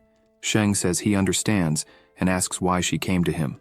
After all, she is extremely more powerful than he is, so how could he be useful? She says she has been in that sect for over 100 years and has tried everything, but it is not something that can be destroyed from the outside in. She says that because Sheng has the body of 10,000 tribulations, the story is different. Sheng is confused and asks what the body of 10,000 tribulations has to do with breaking the formation. Gu Qingyu asks Sheng if he knows the purpose of the formation of the secret world. He responds that it is to protect the treasures within the secret world. She becomes serious and replies that no, the purpose is to isolate the world. She explains that there are 7 formations of this type that serve as 7 centers. Essentially, this is the work of the immortals, up above. So the world cannot invoke the celestial tribulation for thousands of years. Basically, no one can ascend. Sheng becomes thoughtful as she says that his body, which is of 10,000 tribulations, can break this formation from the inside. Sheng starts to get up and asks what she meant by your world. He turns to her and comments that from her tone of voice, it is as if she is not a cultivator from that world. Gu Qingyu says that was all she had to say and that if Sheng helps, he will also be helping his world. She asks him to think carefully about whether or not he will help her. Sheng goes to the residence where he will stay and begins to think that he received too much information that night. He remembers Qin Weiwei's necklace and imagines it was found in this secret realm, so it seems interesting to go there. Sheng first decides to open the system to check his current strength. He notices that in the last 3 months, Gu Qingyu helped him with daily tribulations, so he ended up accumulating 475 tribulation points. However, it is still not enough to surpass the middle stage of foundation. He continues fiddling with the system while thinking that he needs to win the grand tournament. Therefore, he should probably allocate all the points to technique. He now enters the materials section and sees that everything is very expensive, so he won't have the luxury of refining. He imagines that magical treasures are also not an option, as they are quite expensive and won't be feasible until the golden pill realm. He remains thoughtful, looking at the system screen, and believes that the best thing to do at the moment is to really improve the techniques. He looks at the list of techniques and sees how good it is, since he doesn't need to waste time understanding them after purchasing. Sheng notices one specific technique, the secret thunder technique, which, when combined with another thunder technique, exponentially increases power. He finds it interesting, just like his Immortality Sutra. After considering all this, he decides to buy the skill. His body begins to receive enormous power as the system informs him that he has acquired the secret of thunder technique, and it has been automatically learned. His eyes shine brightly, overflowing with immense power. The table he was at even tilts to the side. Sheng comments that apparently This new ability transforms magical power into thunder and stores it in the body for a period of time. He imagines that it is definitely powerful. He looks at his hands and imagines he will be able to use it once or twice a day. More than that will damage his foundation. The protagonist looks at the system again and thinks he can only check it properly another time. At this moment, something from the system catches his attention. He notices that there is a sword, a celestial-grade spiritual treasure, but for some reason it is being sold for just one immortal stone. He sees the word erosion next to it and wonders what the hell that means. He ponders, looking at the system screen, and thinks it might be a defective item. The protagonist starts to think more deeply and finds it strange since, by the name, it seems to be a high-class item, but for some reason it is being sold very cheaply. He raises his finger and says that one stone isn't that expensive, since he will still have 2 stones left. Sheng touches the system and decides to buy this spiritual treasure. At that moment, the sword begins to emerge from within the system screen. It floats in front of the protagonist's face while he stands in disbelief. He reaches his hand towards the sword, thinking it must be a mysterious sword. Before touching it, the sword starts to glow even more intensely. At that moment, all the light flies towards the protagonist's forehead. He becomes worried as he doesn't understand what is happening. He feels as if his body is in another dimension. He looks around and asks what the hell is this place. At that moment, the protagonist hears a voice saying that this is the internal space of Excalibur. Sheng looks behind and sees a clone of himself smiling. This clone with a sinister look says he is happy to see his new master, and says he has been waiting for that day for over 10,000 years. The confused protagonist asks how the hell he looks like him. The clone gives a slight laugh and says he will introduce himself first. The clone comments that he is the spirit of the Excalibur sword, and his name is Zhuantian. He also explains that there is only one reason Sheng was able to get there. The spirit of Excalibur explains that he recognized him as his master. Hence his appearance is the same as the master's. Sheng asks Excalibur if it is sure it recognizes him as its master. The protagonist is worried because, despite being recognized as the master and having the same appearance, this Zhuantian doesn't seem to be a good person. Zhuantian extends his hand and says he has waited for this day for 10,000 years, and now he will help his master conquer everything he wants. Sheng doesn't like any of this since he has never heard of a magical weapon with a spirit inside, especially one sold for just one immortal stone. Sheng asks if his name is really Zhuantian. The protagonist then decides to take Zhuantian's hand, since he recognized him as his master. Upon touching hands, Zhuantian gives a devilish laugh. Sheng starts to worry, as the Excalibur's body begins to be absorbed into the protagonist's body. Some marks begin to appear on his body, and Sheng asks what Zhuantian is doing. Sheng starts to feel a lot of pain as the spirit says he has waited for this moment for 10,000 years, and finally, he will leave that sword and have a physical body. The protagonist finds himself being possessed and asks if the damned Excalibur had not already recognized him as its master. Zhuantian laughs and asks how he could recognize someone so weak as his master. The spirit also comments that he has no idea how a brat at the foundation level managed to get him. Sheng continues having his body possessed while Zhuantian says that this body isn't bad, so he will accept it gladly. At this moment, a system alert arrives saying that it detected Zhuantian trying to possess Sheng's body and asks if he wants to spend 300 points to cancel the possession.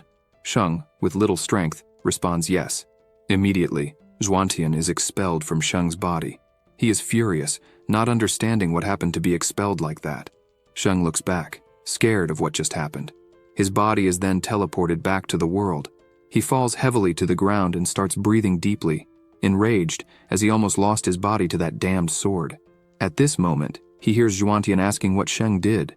The protagonist looks down and asks why the hell that spirit is still in his body. Zhuantian responds that there is no other place for him to be, and asks how it was possible that Sheng defended against that attack. Sheng, irritated, asks how a mere magical treasure can possess its own master. The spirit laughs at being called a magical treasure. Zhuantian says that Sheng was really strong for resisting that attack, but next time, he will not fail. The protagonist looks at his hands and notices that the voice has disappeared from his head. He starts walking around the sect after this incident. He crosses his arms and says that it was a complete waste since he spent an immortal stone and also spent 300 tribulation points for nothing. It was a complete waste. Sheng thinks he will have to ask Gu Qingyu about this spirit. Maybe she can help with something. And leaving it inside his body could cause a huge problem in the future. At that moment, a person approaches, asking if he is Sheng. This person is accompanied by Li Meng and says they were looking for Sheng. The protagonist says they found him and asks what they want. The man with a fan in his hand says his name is Tianjie and he is a senior brother of that sect. He informs Sheng that he is also a disciple who will be in the sect competition. He mentions that Sheng and his brother Li Meng had a disagreement the day before. The protagonist responds affirmatively and asks what the problem is. Tianjie says he wants to mediate so they can resolve the issue between them. Sheng gets serious and asks how they plan to resolve it. Tianjie mentions that his brother Li Meng has been preparing for 10 years, and this competition is extremely important to him. He continues by saying that if Sheng joins them and returns Li Meng's position in the competition, they will protect him from future problems. The protagonist starts walking, saying he refuses the offer, and asks them to mind their own business. Li Meng steps in front of Sheng and asks him to stop being shameless. He adds that if it hadn't been for the sect master's intervention, it wouldn't be clear who the real winner of that duel was. Tianjie steps between them and tells Sheng that, as he is new, he might not know Tianjie's temperament well, and warns him not to think he won't be touched just because he has Elder Gu's support. Hence, they hope to resolve this peacefully. The protagonist simply asks what they intend to do about it. Tianjie gets serious and asks Sheng if he wants to die. Sheng starts walking again and says he is in a bad mood that day and doesn't want to be bothered. Tianjie pulls out 3 needles and says that it looks like Sheng really wants to die. Immediately, he throws the needles at the protagonist. Sheng begins to gather energy in his hand and then turns, deflecting all the needles coming his way. The needles fly toward a pillar. The protagonist says he warned them about this. Tianjie becomes concerned with that tone of voice. Sheng turns with a furious expression and tells them to leave him alone. He then starts walking again. Li Meng, worried, asks his brother if he will really just let him walk away. The needles detach from the wall with Tianjie's power. He grabs the needles again and says he never imagined Sheng would be able to defend against that technique so easily. He also affirms that if Li Meng had not stopped the fight yesterday, he would undoubtedly have lost. Li Meng, worried, asks if there is really nothing they can do. Tianjie tells him not to worry as he will still help him, but it seems it will be more difficult than he thought. He gets serious and says they will have to wait for a good opportunity to do it right. Qin Wei is meditating at that moment. She remembers the moment when Sheng appeared to save her from the explosion and feels embarrassed thinking about it. She is startled by the thought and feels even more embarrassed as she seemingly can't get Sheng out of her head since that incident the previous night. At that moment, someone knocks on her room door calling for her. Qin Wei opens the door and asks what happened. Her sister responds that the situation is not good. She says Xiao Tian from the White Jade sect is there again to propose marriage to Qin Wei. She is shocked immediately, not believing this is happening. A meeting is taking place among the leaders, and the sect leader tells his nephew Xiao Tian that Qin Wei has clearly refused his marriage proposal. Yao Tian, the son of the leader of the White Jade sect, responds that he loves Qin Wei with all his heart, and that is why he is there with great sincerity. Beside him is Elder Chen, who says that the White Jade House is not there just for the marriage between the two, but for the development of both schools for the next 100 years. He further says that the 4 families have been in control for over 1,000 years, and the White Jade House is ranked 3rd. The sect leaders listen to Elder Chen's explanation about how the disciples will develop after the competition. Elder Chen also explains that compared to the Fuling sect, which has 40 people in the competition, White Jade has only 20, and the Master's sect has only 10. So if they continue this way, they will never be able to recover. The sect leader asks what solution he has in mind. Xiao Tian responds that he is the son of the leader of the White Jade sect, so he is proposing this marriage for both sects to become allies. One of the elders asks what good this marriage will bring to their sect. After all, the other 2 sects will just focus more on them. Xiao Tian smiles and says that in addition to the items they have already brought as gifts, they will also offer 5 places in the alliance competition. The elder is surprised and asks if this is really true. At that moment, Qin Wei enters the hall, saying she does not accept this. She approaches Xiao Tian and says that she made it clear last time that she has no problem with an alliance between the sects, but she will not be forced into a marriage she does not want. Xiao Tian is embarrassed by the situation and says it is not like that. The sect leader interrupts everyone and says that this is a matter of great importance that they need to discuss calmly. He calls Tianjie and asks him to take Xiao Tian to a room to rest in the meantime. Elder Li is thoughtful, considering that if they have 5 more places in the competition, his son Li Meng will be able to participate.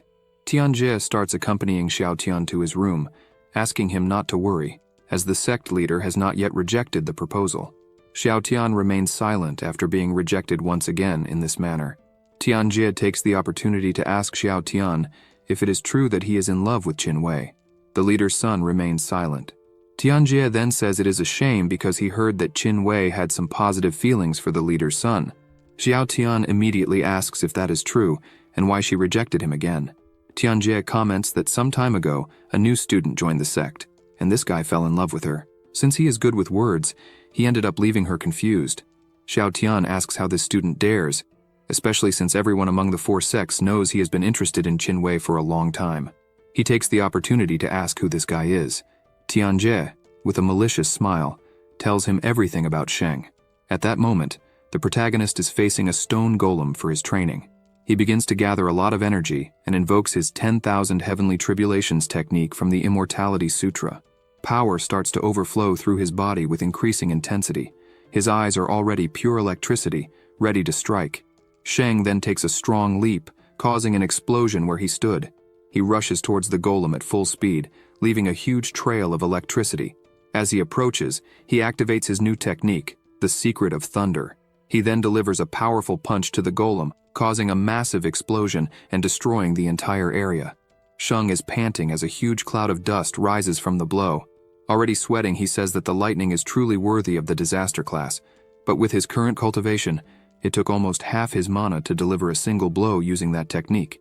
He looks at what remains, just the golem's head, and says that the attack was indeed powerful since the hall was strengthened precisely not to be destroyed in that manner.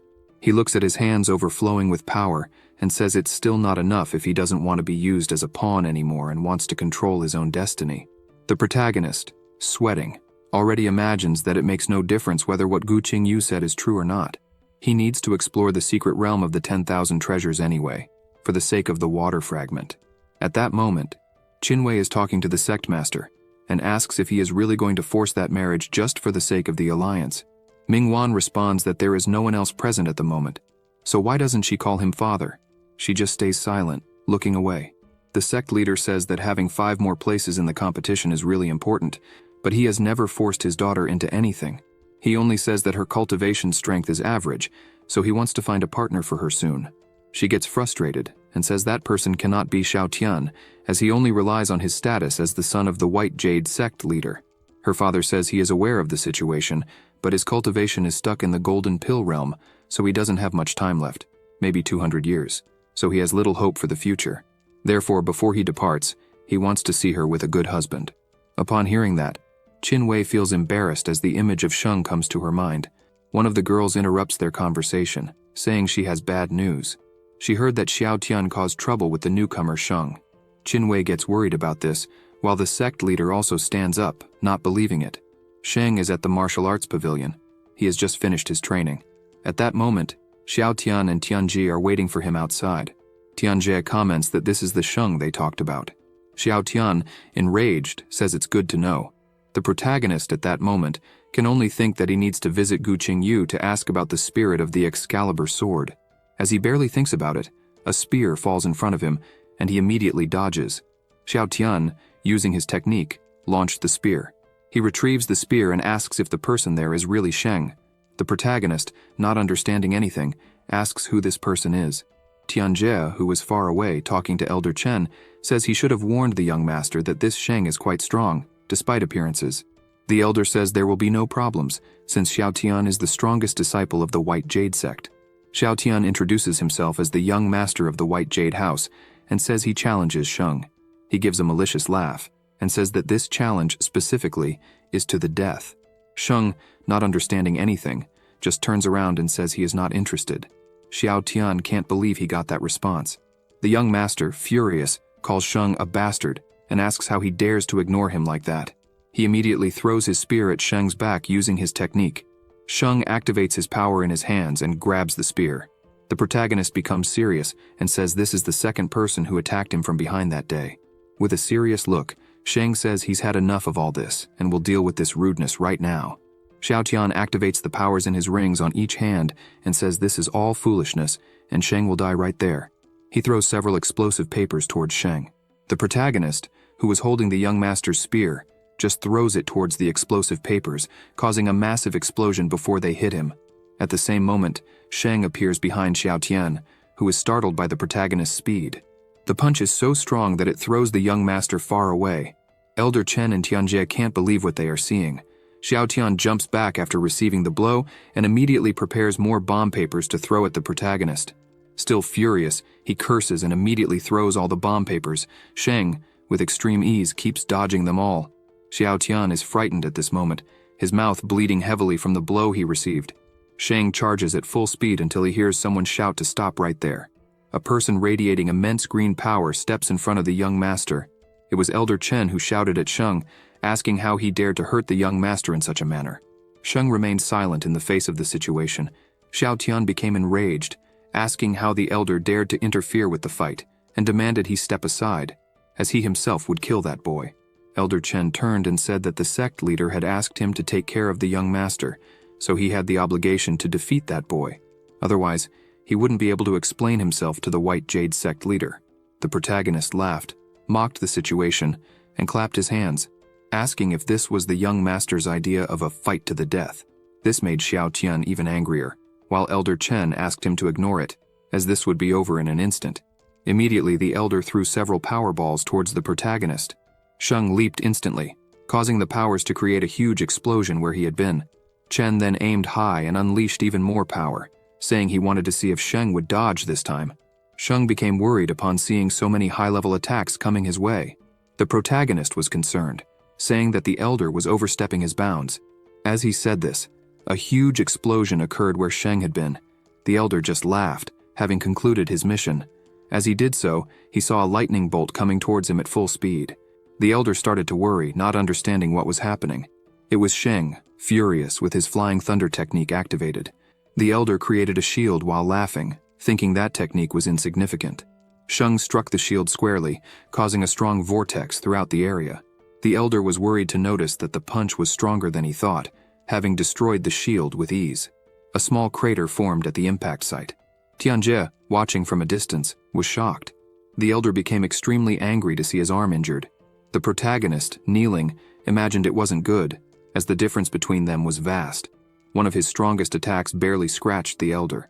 Chen, furious, summoned a sacred sword and told Sheng that now he would die for doing that. After saying this, he heard a voice shouting for them to stop immediately. It was Qin Wei and the sect leader who had arrived at the scene, ordering them to stop the ridiculous fight.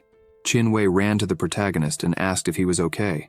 He stood up and asked her not to worry. Mingwan, furious, shouted, asking what the two thought they were doing in the Luo Yun sect. Xiao Tian made a respectful gesture and said he had a personal grudge against Sheng and gently asked the sect leader not to interfere. The sect leader became furious, asking how this was a personal grudge when Elder Chen, a golden core level cultivator, was attacking a foundation disciple and using a sacred weapon. He asked how they dared to disrespect them like that. Xiao Tian became extremely furious upon seeing Qin Wei care for Sheng in that way. Jealousy hit even harder. The young master couldn't hide his displeasure and told the sect leader that they would resolve the alliance later, but at that moment, he just wanted to kill Sheng. After that, he would give up the 5 tournament spots. Elder Chen was shocked to see the young master like that. Qin Wei intervened, saying that Xiao Tian was delirious and asked what he thought the Luo Yun sect was. The sect leader agreed, saying they would never trade a disciple's life for tournament spots and gently asked them to leave. Xiao Tian became even more furious and said he would inform his father about all this. Xiao Tian and the elder started to leave, glaring furiously at Sheng. The protagonist began walking towards the sect leader, thinking that it seemed the smaller sects also had their own problems. He then made a respectful gesture and thanked the leader for his help. If you enjoyed this video, subscribe to the channel, hit the bell icon, and like the video. Thank you.